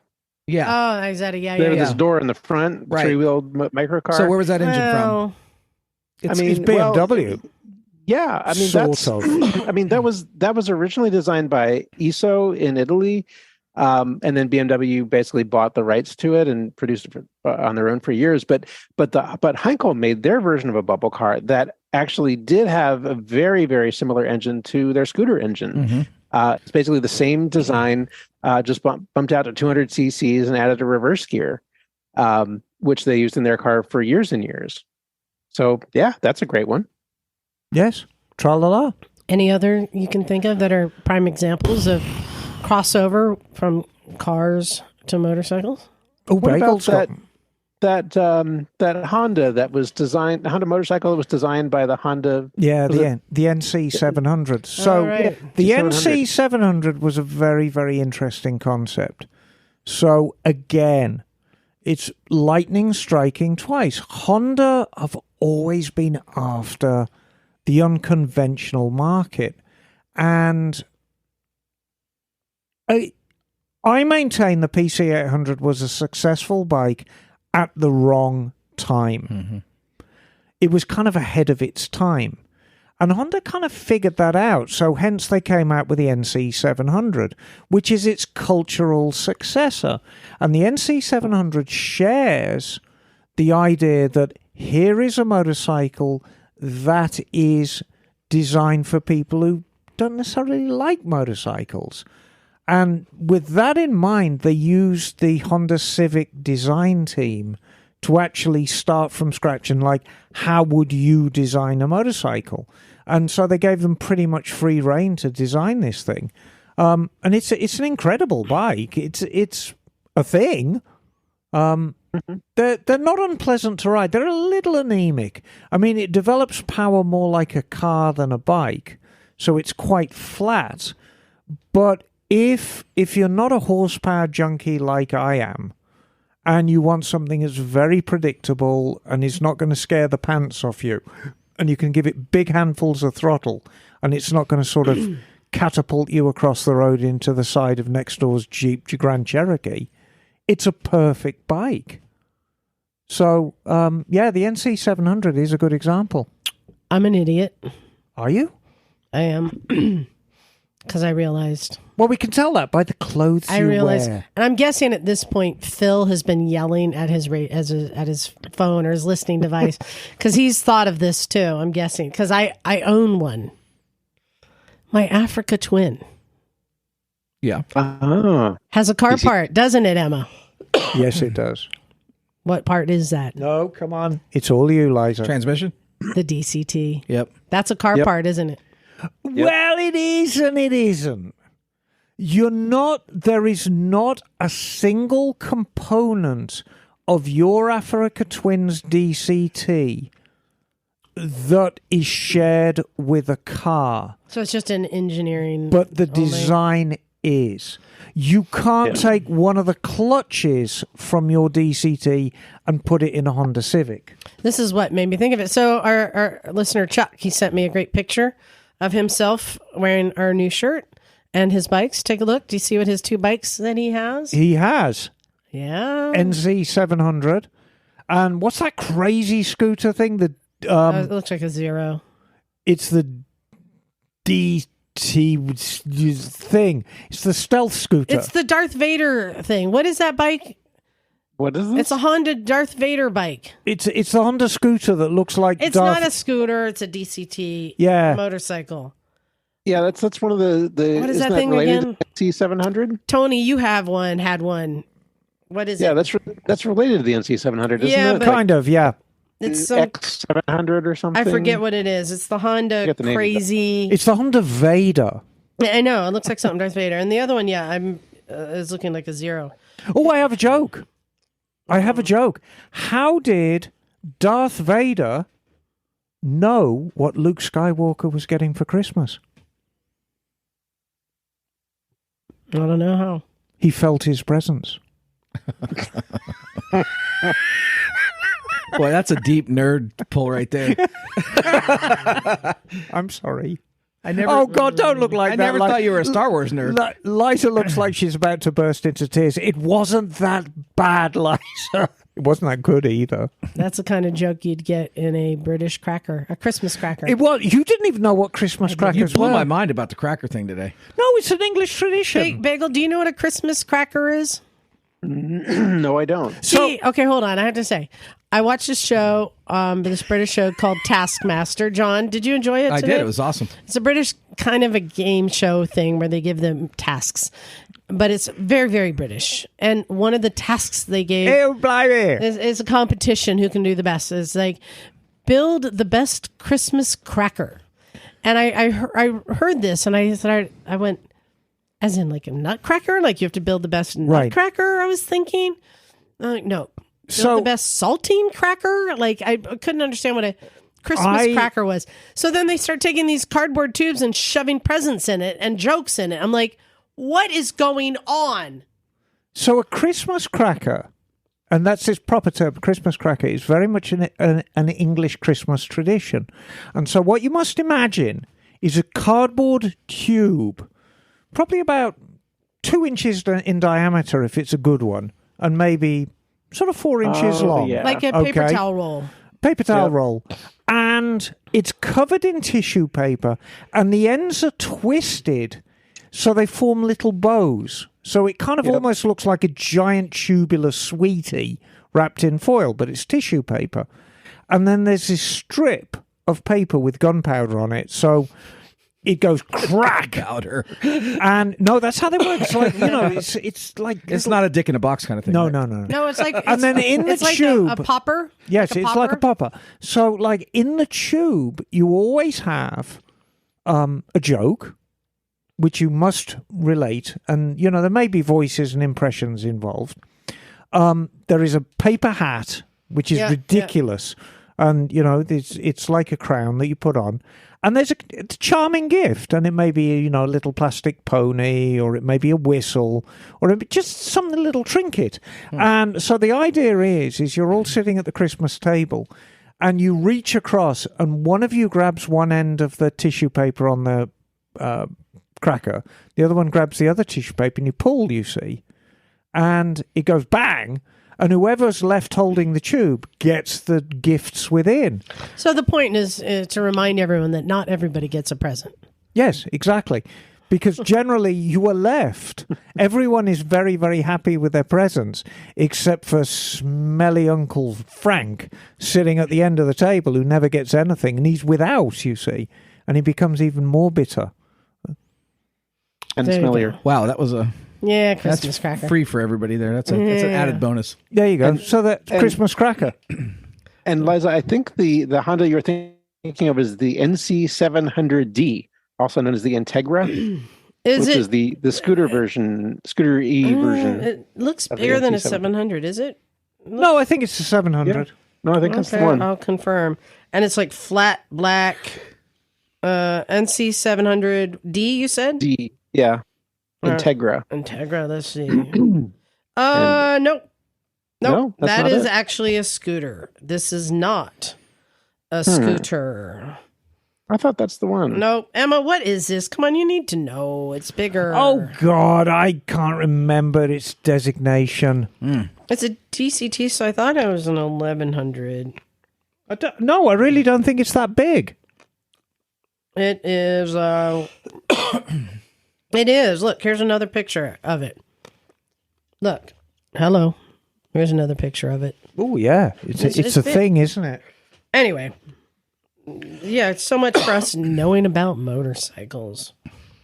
John, did you have anything else on the list? So we got a lot to discuss. Then I think we can do one more subject, and then we can get to those emails. We got some good stuff. So the other conversation we had today sitting around the workbench was about tools. Right. And there were certain tools that regularly we use wrong. I'm thinking torque wrench. Yeah, that was a common thing. I'm always, because we have a few torque wrenches in the box, and people are always saying, "Oh, somebody put it away and left it still set to like 120 foot-pounds or something." Which, I mean, that can throw it all out of whack, right, Emma? It can indeed. Because I assume that there's some sort of spring tension thing, and if you leave it under right, tension, I mean, it loses its calibration. So, I mean, we'll do a few. We might get to 5, we might not. I'm going to actually say, because then I was talking to her, like, you know, and I think we all like forget to unload the torque wrench and put it away. Speak for yourselves, darling. Torque wrenches are expensive. Yeah, I own a few. But I was thinking about that, and I was like, what other tools do I have that maybe I'm not using right? And actually, I was like, Emma, actually, here's a tool that I have hanging up that I actually don't know what it's for. Oh, yes. Or how, I mean, I know what it's for. I don't know how to use it. Emma, can you describe this tool? And I've had a few of them sitting around in the garage, and I never used it. It was an aluminium ring, which was probably 3 inches in diameter, with a lock wheel on it. And then passing through the aluminium ring was a metal tube with a calibration scale on About 12 inches long, maybe? Yeah, 12, 14 inches long, with a calibration scale in millimeters. The open end of the tube faced downwards, and at the upper end of the tube was a clear plastic hose, which went to quite a large syringe. Yeah. Do you know what we're describing, Bagel? No? I'm not sure so I do. I knew it had something to do with fork oil level. Right. And I always thought it was for putting the fork oil in. But I didn't know how it worked, because whenever, and I rebuilt a fork today on my KTM, and I always look up the specs, and it'll say how much oil you put in the fork. Well, and I measured out, but I didn't understand why you would need to have this tube and a ring and a thing. So and it never made sense to me. So forks, you'll often see 2 measurements for forks. You'll see capacity. And this is how much oil you actually put in. It'll say 470 cc's or 460 cc's or whatever. But that's only half the picture. And that is assuming that the fork is completely empty. Now, you could say, well, hang on, I took them all apart to do the seals. But there may have been some residual oil left in the damper cartridge. Mm-hmm. So a far more accurate way of measuring it is by the level within the fork. And often you will see fork level with the spring in and the fork slider compressed 110 millimeters below the top surface of the fork slider. Have you seen this? I've never seen. I always see capacity. I've never seen this. No, it'll often be measured in height. I have seen it in height too. Yeah, I haven't. So when you've got a height figure, it's the easiest thing in the world is that you set your fork level gauge. So you take that aluminum ring and you look at the calibrated tube, and you set the calibrated tube to the level you want, say 110 millimeters, and you plop it in, and you look down there with a flashlight, and if the fork level's below the end of the tube, you add fork until it goes above. But you don't need to be too accurate, because what you do then, as long as the end of the tube is dipped in the fork, dipped in the fluid. Oh, so you don't have to measure. You just No, you don't have to measure. You make sure that the ring's sitting on the top, and you just pull the syringe. And the theory is it pulls all the oil out until it reaches 110 millimeter. And then that's it. It's a very, very accurate way of measuring. Okay. Now, you can do it the old school way. Tape measure, yeah. And the old school way is a tape measure. Right. but it's very, very quick. And if you know how to use it, it was used by racing teams back in the day. And the one thing we know about racing teams, especially the ones who do the long distance stuff, they don't have a great deal of time. Oh, excuse me, I am yawning so bad tonight. I don't have a great deal of time, but they have to be super accurate. So this thing you can just slap on top of the fork, pull the syringe, and it'll set your level in like 2 shakes of a lamb's tail, button it up. You're down the road with super accurate settings on your fork oil level. Thank you, Dave. So I have questions. Yeah. So you need some also. We're passing the cough drop. Ricola. I'm still fighting this thing. Here's a thing that I'm always afraid of when I go to take the top of the fork. So assuming you're using this with the fork still in the triples, right? Yeah. So you take the top off. Boing. Yes, you're always afraid it's going to be the can of snakes. Boing. So also, Well, no, it rarely is, unless... But also, you can't take the top off if the wheel is on the ground and there's weight on the front wheel. No, so you've got to unload the weight from the front wheel. So it has to be fully extended when you're measuring. Yes. That was my question. So it has to be raised and up, if wheel you off the think ground. about it, fully extended is the only one. Well, there's only 2 places that is guaranteed to not be open to interpretation with your forks, and that is fully extended or fully compressed. Everything else, it's like, if you say compress it 100 millimeters, some bonehead's going to get it wrong and compress it 90 or compress it 110. So fully extended, there's no argument there. Fully compressed, there's no argument there at all. So you would only use that tool when you're not removing the forks. You could use it with the removed forks as well. Okay. You can use it anytime. It's a great tool. So what other tools are we using wrong? Well, let's that are commonly used wrong. Let's briefly revisit torque wrenches. Torque wrenches are a wonderful and very valuable piece of your toolkit, because what a torque wrench does is it gives you a very accurate reading on how tight to do a bolt. Because all bolts need to be tightened up to an exact amount. Too loose and it'll vibrate and undo itself. Too tight and you may snap the bolt. So a good quality torque wrench is a vital part, but there are quirks to using a torque wrench. Now, when a torque wrench is set to a very, very low setting, 3 pounds per square inch, 5 pounds per square inch, it can be very, very hard to feel the click if it is a click type torque wrench. And 9 times out of 10 people won't feel the click and then continue tightening that 6mm cam bolt, snap it off and go, but I was using a torque wrench. Yes, you were, but you didn't feel the click, you bonehead. A far better tool for them would be a digital readout one. Or their first style, the one that flexes, yeah? Yep, and I prefer the old style of ones. If I'm ever doing a wheel axle, I will reach for the old style one. And what the old style one is a long bar with a handle on the end, and sitting right above that bar is a rod. And there's a pointer on the end of the rod, and then there's a scale. And what it's doing is it's measuring the bend in the rod. You know what we're talking about? I do. Yeah. Yep. They're wonderful. I use that or the click type. Wonderful, because you're not loading it. It's always unloaded. Well, and here we come to the quirk. The quirks are you've got to be able to feel the clicks at lower specs. Generally, if you're using manufacturer's torque figures, it's always best to use new bolts. So is there, maybe this is a question for Liza, but is there a different engrading of bolts that you should pay attention to also? Softer versus harder? Well, if you're doing factory specs, John, you need to be buying factory bolts. Okay.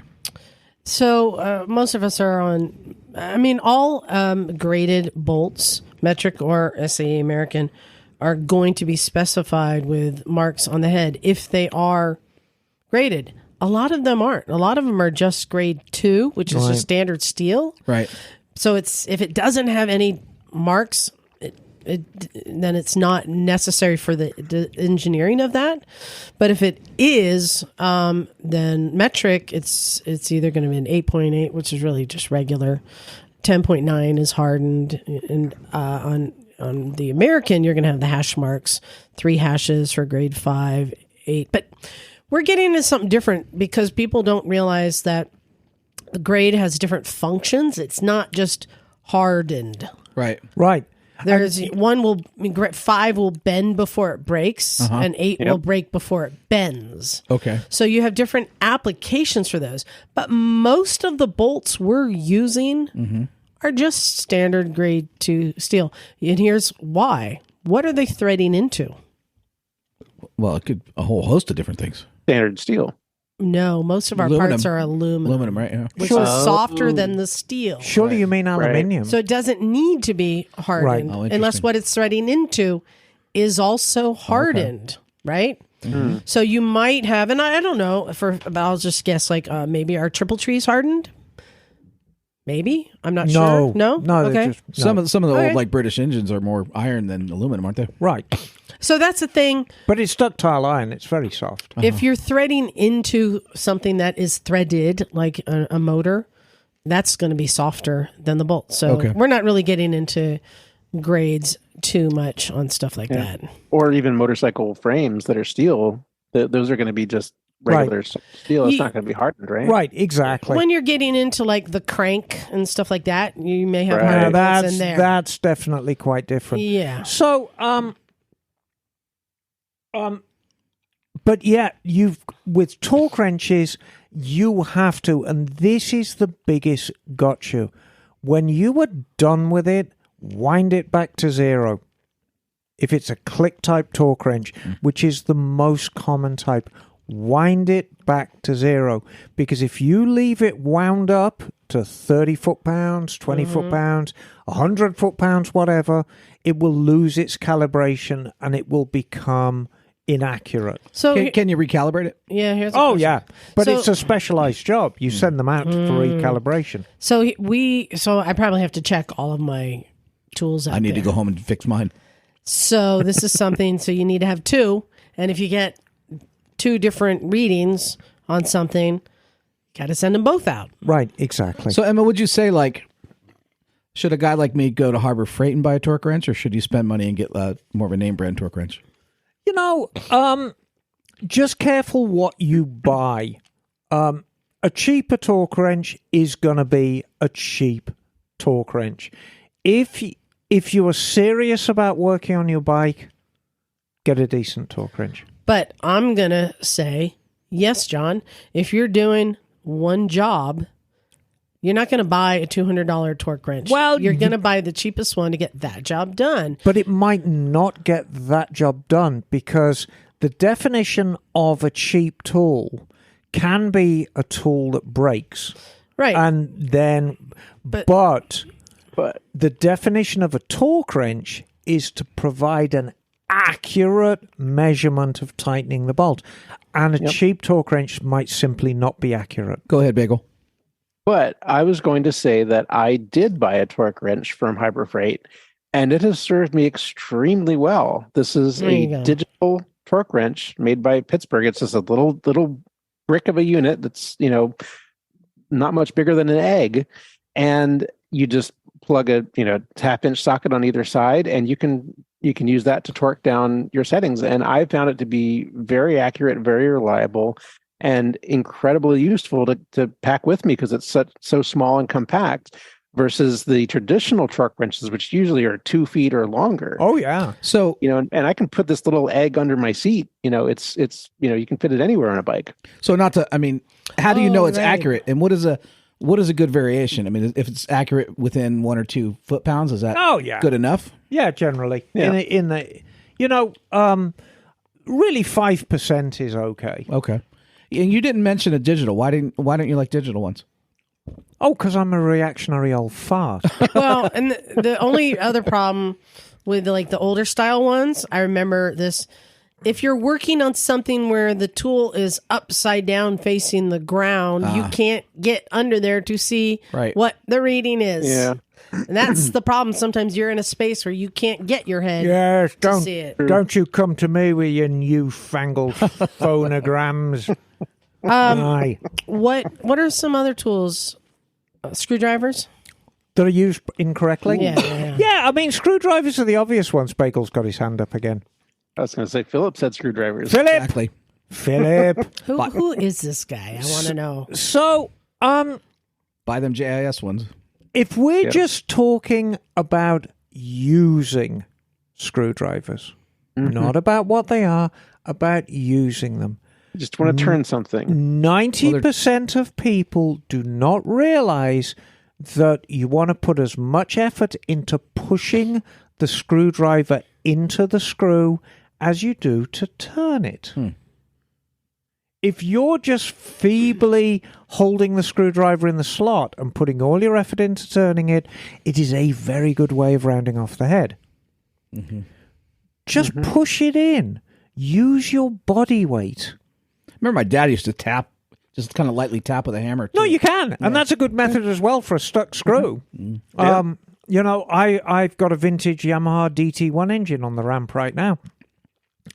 Every single screw in that was just, God, it was seized. Awful thing. And I was just tapping each one. And no matter how hard I pushed, you know, the heads were still deforming. So I was reforming the heads with a hammer and banging the screwdriver in and using an impact wrench. And eventually I got them all out, but it was a big to-do. Do you ever use the type where you hit it with a hammer and it turns? Oh, yeah. Yeah, we got that here. Oh, Impact. Yeah. Oh, yeah. I thought of something that we didn't have on our list. Yes. That I learned something by listening to you in the garage today. So I'm going to say this is something that is commonly misused, is Loctite. Oh, God. Specifically, Oh, God. the different colors of Loctite. Well, no, hang on. I'm not going to throw anybody under the bus. But let's talk about what Loctite is. Loctite is liquid plastic. It's plastic that comes in a tube. And when it comes out of the tube, it's liquid. And when it sets, it's hard plastic. Not all of it is liquid. The one that I've been ones, using is like chapstick. Yeah, I mean, but it amounts to, it's viscous stuff. And then it goes completely solid. And the idea is it forms this impenetrable barrier, so it becomes impossible for nuts and bolts to vibrate out. Wonderful. The thing to remember, and it is very, very tempting to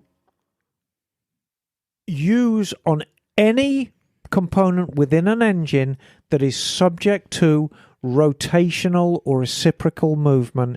Put lots of red Loctite on so it'll never come apart again. Well, that's all very well, but number one, if we talk about a vintage Triumph engine, those engines are very, very nicely machined, and they were designed before Loctite was really thought of, so they don't need it. And secondly, if you do want to make that extra step and use Loctite, less is more. So let's go back to this Triumph crank that I was playing around with. So a Triumph crank, the one hurdle that people need to overcome with vintage British engines is it's completely unfiltered oil. There is no oil filter on a British bike. If there is, somebody's put it on afterwards. And I'm not talking about the modern Triumphs. I'm talking about the 650, the 750 Bonnevilles, Norton Commandos, and so on and so forth. Now, the late Commandos did gain an oil filter, but it was very, very late in the production run. So there were various ways they mitigated oil contamination, and one of them was putting a very, very fine gauze, almost like the kind of gauze you'd see on a coffee filter, on the output of the oil tank, which got most of the big chunks out of it. But the second was this thing in the crank called a sludge trap. And what a sludge trap is, there is in a Triumph crank, there's quite a good size, about an inch hole drilled all the way through the crank. Are we talking about a kitchen fryer here? Yes. Okay. And there is a hole drilled all the way through the crank journals. And there are 2 small holes in each journal that come off that feed the big end shells. But the oil gets pumped through this tube. However, within the tube is a second tube. So it's a tube within a tube. Mm-hmm. And the idea being is the sludge, which is all the particles in the oil, are captured within the smaller diameter tube. However, and they're contained within there, so that space between the smaller diameter and the outer diameter tube, the oil can flow freely. Yes, it wasn't a bad design, and it served them quite well for a long time. No doubt they figured out the dimensions by generators in Lancaster aircraft during the Second World War. However, number one, when you own an English bike, a vintage English bike, you need to get used to changing the oil every 1,500 miles. And believe me, 1,500 miles comes by very, very quickly. But secondly, you need to learn how to pull that sludge trap. And in order to do the sludge trap, you've got to strip the engine down. You know, it's one of those things. So here we had this Triumph. And hold on, is this a twin engine? Yes. Sounds like we need to take it off the list of best engine ever. No. It was a good engine of its day. So anyway, the owner of this Triumph had attempted to pull the sludge trap, and the sludge trap is held in with a single bolt with a little pip on the end of it, and this pip engages with a hole in the sludge trap, and everything's hunky-dory. What had happened was they had been unable to pull the sludge trap out, so they just coated the bolt with lots and lots of red Loctite. I mean, lots of red Loctite. And put it back in. The problem being, when they were screwing it in, the excess Loctite ran down and coated itself around the sludge trap. Oh no! Oh no! So now it glued it in. Oh wow! While you're losing your voice, I'm going to jump in and talk about the different colors of Loctite and specifically how they're specified. The red, as you're saying, is high strength, permanent adhesion. Select for high vibration applications where the components don't need to be disassembled in the future. It would be a KLR. Just use the red. And then the green is the same. Or Lambretta. Blue, medium strength, removable with torque. Select to ensure components don't come loose in the application. There's a possibility of disassembling the components in the future. Purple, low strength, easily removable. Yes, Bagel? And one point about the green. Green is a Loctite that you can put on after the fasteners are tightened. Yeah. The red Loctite has to be put on before you tighten the fasteners. But for things you don't need to disassemble in the future. So that's why I find it interesting, Emma, that you are having to disassemble something with red Loctite. With red Loctite on it. Yeah, but actually that was only half the story. All Loctite can be disassembled if you understand that it is plastic. Yep. And how do you dismantle plastic? A little bit of heat. You melt it. Yep. So by heating up the bolt and melting the plastic, that's how we ultimately undid it. But there was a lot of Loctite on that bolt and a lot of Loctite in the sludge trap. In the end, there was no single fault with that crank. There was a lot of little stuff. The journals were a tiny bit out of round. The right-hand one was a little bit scored. The end of the crank that was oil bearing, somebody had been pounding on it and knocked it a tiny bit out of round. Somebody had had one of their main bearing journals in a vise and chewed it up a tiny bit. Nothing that was insurmountable, but when you added it all up, it's like, this crank's borderline. And I said to the owner, I said, look, if we can pull this sludge trap out, I think it's worth saving. If we can't, I don't think so. And they agreed. And so we had to play with it. And it just, I couldn't even get the thing to move. So in the end, it was sayonara, cranko. Oh. Yeah, I know. Well, I think we need to continue this wrongly used tools. I think this is something, keep on that list, John. Yeah. I think as we discover more things in the garage, and Emma's telling us we're doing it wrong, this is a good topic to share, because these are things that, I've avoided the red Loctite because it says permanent, but then I saw Emma like, just apply heat. And it does say on the website, it cannot be removed by simply applying torque, but requires special heat in combination with torque or special chemicals to disassemble the components after the red Loctite thread locker has been applied. And I didn't realize that. So thank you for teaching me something new today, Emma. So why don't we go on you're welcome. And do some emails? Yeah, let's get some emails. Emma, do you have an email too? She does. I do indeed. All right, and it's quite an interesting one. Go ahead. John, you want to get yours first? Yeah, I'll do that, because this goes off to another conversation we were having today. All right. So it's from Alexander Ramirez. Hey, Alex. He says, hello, Misfits. My friend has a 22 Royal Enfield Meteor 350. Oh, I think we all like that bike. It's Meteor. It is Meteor. So the oil is recommended for it is $15.50. He's having a hard time finding it locally. He's been ordering it off of Amazon, but would like to buy local. Is there a different weight he can use, or does he have to use $15.50? We live in Minnesota, so when we ride, the temperature ranges from the 40s in the spring or fall to the low 90s in the summer. Not sure if the temperature is relevant to oil, but I thought I would throw it in here just in case it was. I love the pod, and I've been listening since 21. I'm listening to all the old episodes, and I'm currently on episode 315. Thank you. Wow. I'm hoping one day I'll be able to make it out to sunny Santa Cruz Yeah. and meet you all, but until then, I'll keep listening to the pod. So let's have a brief talk about what the numbers mean with the oil. Can I ask you some questions Yes. first? So I assume on the Royal Enfield that it is the transmission is shared with the engine oil. Oui. So it's not separate. No. Okay. So you do have to get motorcycle specific oil. Oui. And is C'est vrai. 1550 that rare? Oui. Okay. Great. Those are some basics I wanted to cover. So, here's what the numbers mean. So back in the dark days of motorcycle oil and pre-1960s, you chose your oil based on the viscosity of the oil.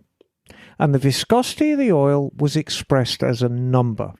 The higher the number, the thicker the oil.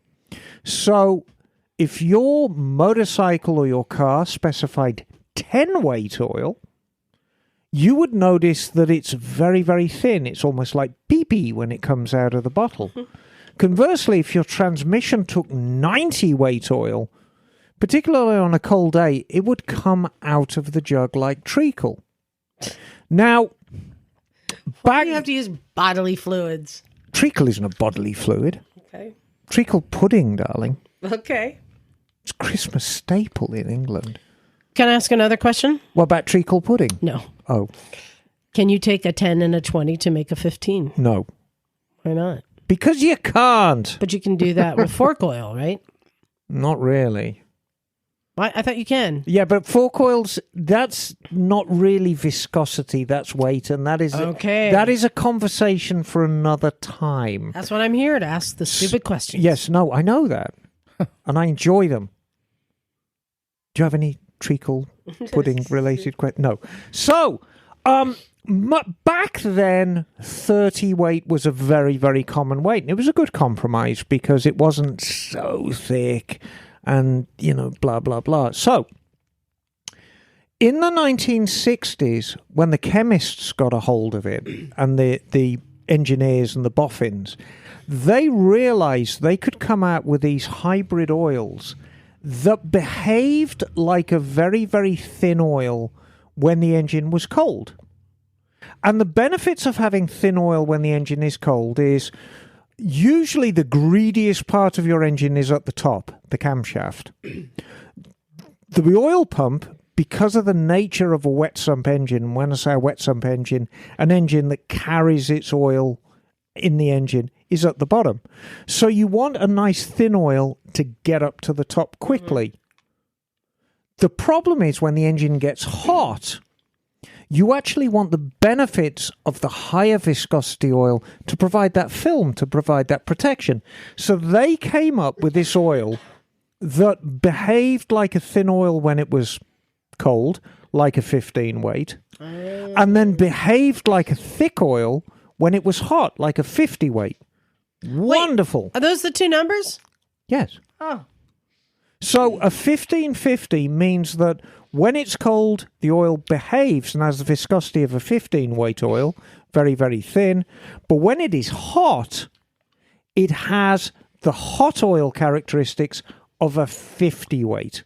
Now, 50 weight oil, your oil's not getting thicker as the bike's warming up.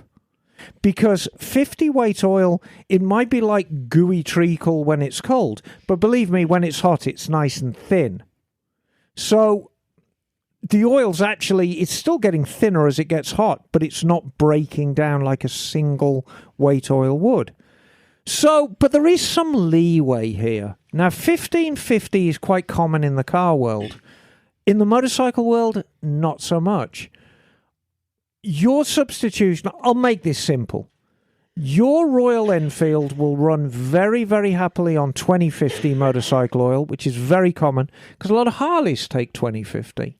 It will also run very, very happily on 1040 weight oil. Out of the two, I feel I would go for the 2050 because your engine spends far more time hot than it does cold. So you want to match the viscosity of a hot oil. So buy 2050, get it from any place. Make sure you buy motorcycle oil. This is key. Do not use car oil in your motorcycle unless your motorcycle has a clutch that is separated from the engine oil. Your Royal Enfield does not. The clutch runs in engine oil. You must use motorcycle engine oil. 2050, your bike will thank you for it. Two questions on this. So the first is, if he's under warranty, is he better off going to the Royal Enfield dealer and getting the right oil just until he's out of the warranty phase? Now, in my experience, and all dealers are different. In my experience, I've found most Royal Enfield dealers pretty mellow about warranty. You have to remember there's not a lot of Royal Enfield dealers. Just like when I was stranded in the middle of the country and there were no KTM dealers, you had to go to another state. I just always heard nightmares about dealers getting loopholes on that kind of stuff. No, I think as long as you can prove with due diligence that you've used a reasonable quality oil and you've changed the oil at proper intervals, they'll honour your warranty. All right, there you go. Emma, you got a good one there? Yeah, I do. And this is from David. Hi, David. And David says, I have a 1995 FLH Electroglide and it's fouling the front plug. It was running perfect just a month ago and now it's fouling the front plug only. I have changed out the plug wires, no difference. Anything else you can suggest? When I put in new plugs, it runs great till the front plug fouls. Power is not as much as it was either. Now that's the key. I'm going to take a guess. Yes. Air fuel mixture is off? No. Clean, change out the air intake. No. I'm trying. Okay. Here's a very, very quick diagnostic on this bike. How many cylinders does an Electroglide have? 2. How many carburetors does it have? 1. There you go. So it can't be the carburetor because the back cylinder would foul the plug too. Okay. Yeah, I'm following you. How many coils does it have? 1. So it could be Is this one coil with two outputs? It may be the output on the coil. That's unlikely. Wire too, right? He's changed them. Oh. And he's changed plugs as well.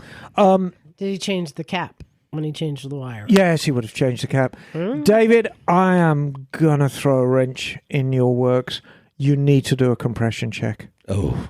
You got to do a compression check, honey, because I think you've got a burnt valve. And what compression would he be looking for when he does it? Oh, at least 180. Okay. So the way to do a compression take is take both the plugs out and make sure, because this is a carburetted bike, so you want to make sure that the plug wires are away from everything.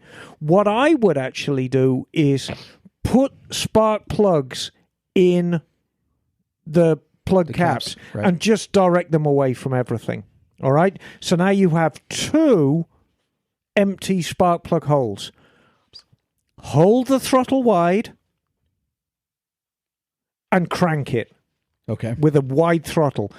On the back cylinder first, because that will give you the figure you're aiming for. And I think the compression meter will go up to 180 very, very quickly. I think when he does it on the front, it's going to be low. The one thing about Harleys, they've got hydraulic valve lifters, and they can burn out valves. So it'd be more of a valve than a rings, right? Oh, yeah. Oh, yeah. Oh, yeah. And I think you can get that front cylinder head off with the engine in the bike. In fact, I know you can. So, I mean, it's a big job, but it's not like a massive job. I mean, it's a pain in the ass job. If it's got dual fire ignition, it may be an ignition problem. But, from his description, usually ignition problems, they kind of work or they don't. It sounds like it's just fouling. So there's some super, super fat condition in the front, which is generally caused by valves not seating correctly. Sorry. There you go. Emma's top tip. Well, it may be. It's always very, very hard to diagnose bikes without having them in front. But if this arrived at Mototown, and from this, that's the very first thing I do. Yep. I do a compression check, and then I would follow it up with a leak down test. And a leak down test is where you put the cylinder at top dead center, you introduce about 40 psi into the cylinder, and then it's simple. You listen at the exhaust pipe, and if you hear you've got a burnt exhaust valve. If that's silent, you move on to the air filter and you listen at the air filter. If you hear you've got a burnt intake valve. Still no noise? Take out the oil filler plug and listen at the crankcase. You got bad rings. That was a top tip. That's how you do a leak down. I got one more. It's a quick one. Yes. This one is from Boss Lady in California. Hey, Boss Lady. Says, I was changing out the fork seals on my KTM 690 Enduro today. And when I removed the forks, separated them, I noticed some pressurized vapor coming out when I loosened the top screw. But I don't see in the instructions how to put the pressure back in. So, for Boss Lady, is there an added pressure put in? I know some forks you actually apply air pressure. Yes, you can add nitrogen to them. But this does not have a There's no valve nipple or on the there, top. Yeah. No, it's So how do you put the pressure back in? It's a specialized job for a specialized person like Jason, and I want to make sure. Oh, really? Yes, and I want to make sure that Boss Lady understands that hissing may not have actually be coming from the forks. It may have been coming from her bottom because the she Vindaloo, right? had been eating burritos earlier in the day. Was it accompanied by an eggy smell by any chance? And a whiff of menthol. They're not. Here's a Miss Emma top tip: recollers are not suppositories.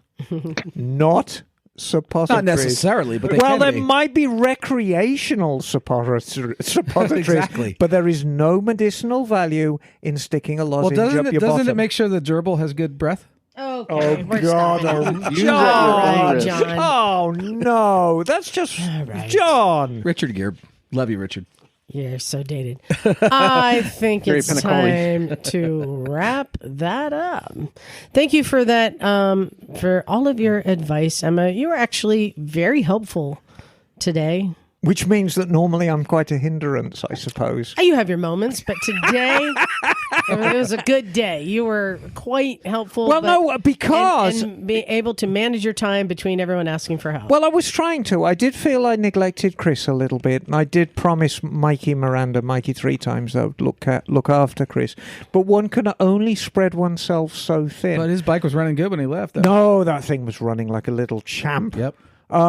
No, I'm excited because it's nearly time for Emma's Alpine Adventure. I know. You have me for one more week, and then I will be back in August relaying tales of daring do with Italian drivers. And then I'm going to be leaving. Yes. Heading back over to Europe for a few weeks. So fantastic. We are the action-packed podcast. Where else do you get content like this? Oh, quick announcement. Yes. Hey, ladies, listen up. Hey, ladies. If you're interested in going to Pakistan, Moyne's got room on this year's Chickistan. Yes, I'm not going. This is the first year I am not going on the Chickistan trip. And there are a few women who are going. This is in September, but he's got some openings. He's looking for at least 3 more women who want to go. Do it. This is trip of a lifetime. We can all attest to that. And he's got some really special things planned, including going to visit the hostel where we gifted those bikes and to help teach some of the girls how to ride them, because we were there at the end of the year. They got put in storage and nobody has shown them how to ride them. And you know what's powering those bikes there? Vindaloo. Honda 70cc. That's right. Vindaloo, John. So if you have any questions or interest at all, reach out to me at motorcyclesandmisfits@gmail.com, or you can just head on over to a different agenda.com. And you should up. point out, this is not a particularly high dollar trip, is it? No. If you can afford a used motorbike, you can afford this trip. And I think that's a hallmark of all the Misfits trip, whether it's Chickistan, whether it's Stumperstan, whether it's Katnema's Alpine Adventure, Scooterstan, whether Vietnam in the fall. These are affordable trips. They're very high on exotic value. They're very high on adventure. But if you can afford a used motorbike, you can go on one of our trips. And that's very deliberate that we made them that way. So there you go. Reach out to me, motorcyclesandmisfits@gmail.com. Tra-la-la. I'll answer all your questions. And more besides. So I think we're ready to wrap it up. Thanks to our Patreon subscribers. Show, yes, exactly. Patreon subscribers. Those guys! You're the best. Of the best. And also, Manscaper. Get your manscaped. I had fun trying it out, but Jim kept giggling every time. I know. He's guess, sensitive down there. Did you try it out on your testicles? No, on Jim's. Oh, on Joe God. He was slipping off his motorcycle seat when he was left too. Did you see that? He had no more grip. Yeah, well, I armor-alled them afterwards. That's why. They were shiny. Oh, my God. Shiny and smooth. Oh, this is just wrong on so many levels. Thank you, everybody, for sticking with us. And also for all the people who are sending in pictures of them in our t-shirts. Like Chuck, thank you so much. I'm enjoying them so much. Keep them coming. And also, if you haven't yet, please go leave a review and let people know about our show. I think that's it. Keep the emails coming. Oh, yeah, that's it. You ready to get out of here? I am. Thank you, everybody. Let's get out of here. This is Liza. Emma, darling! Stumpy McScooter. Bagel. We are out of here. Cool.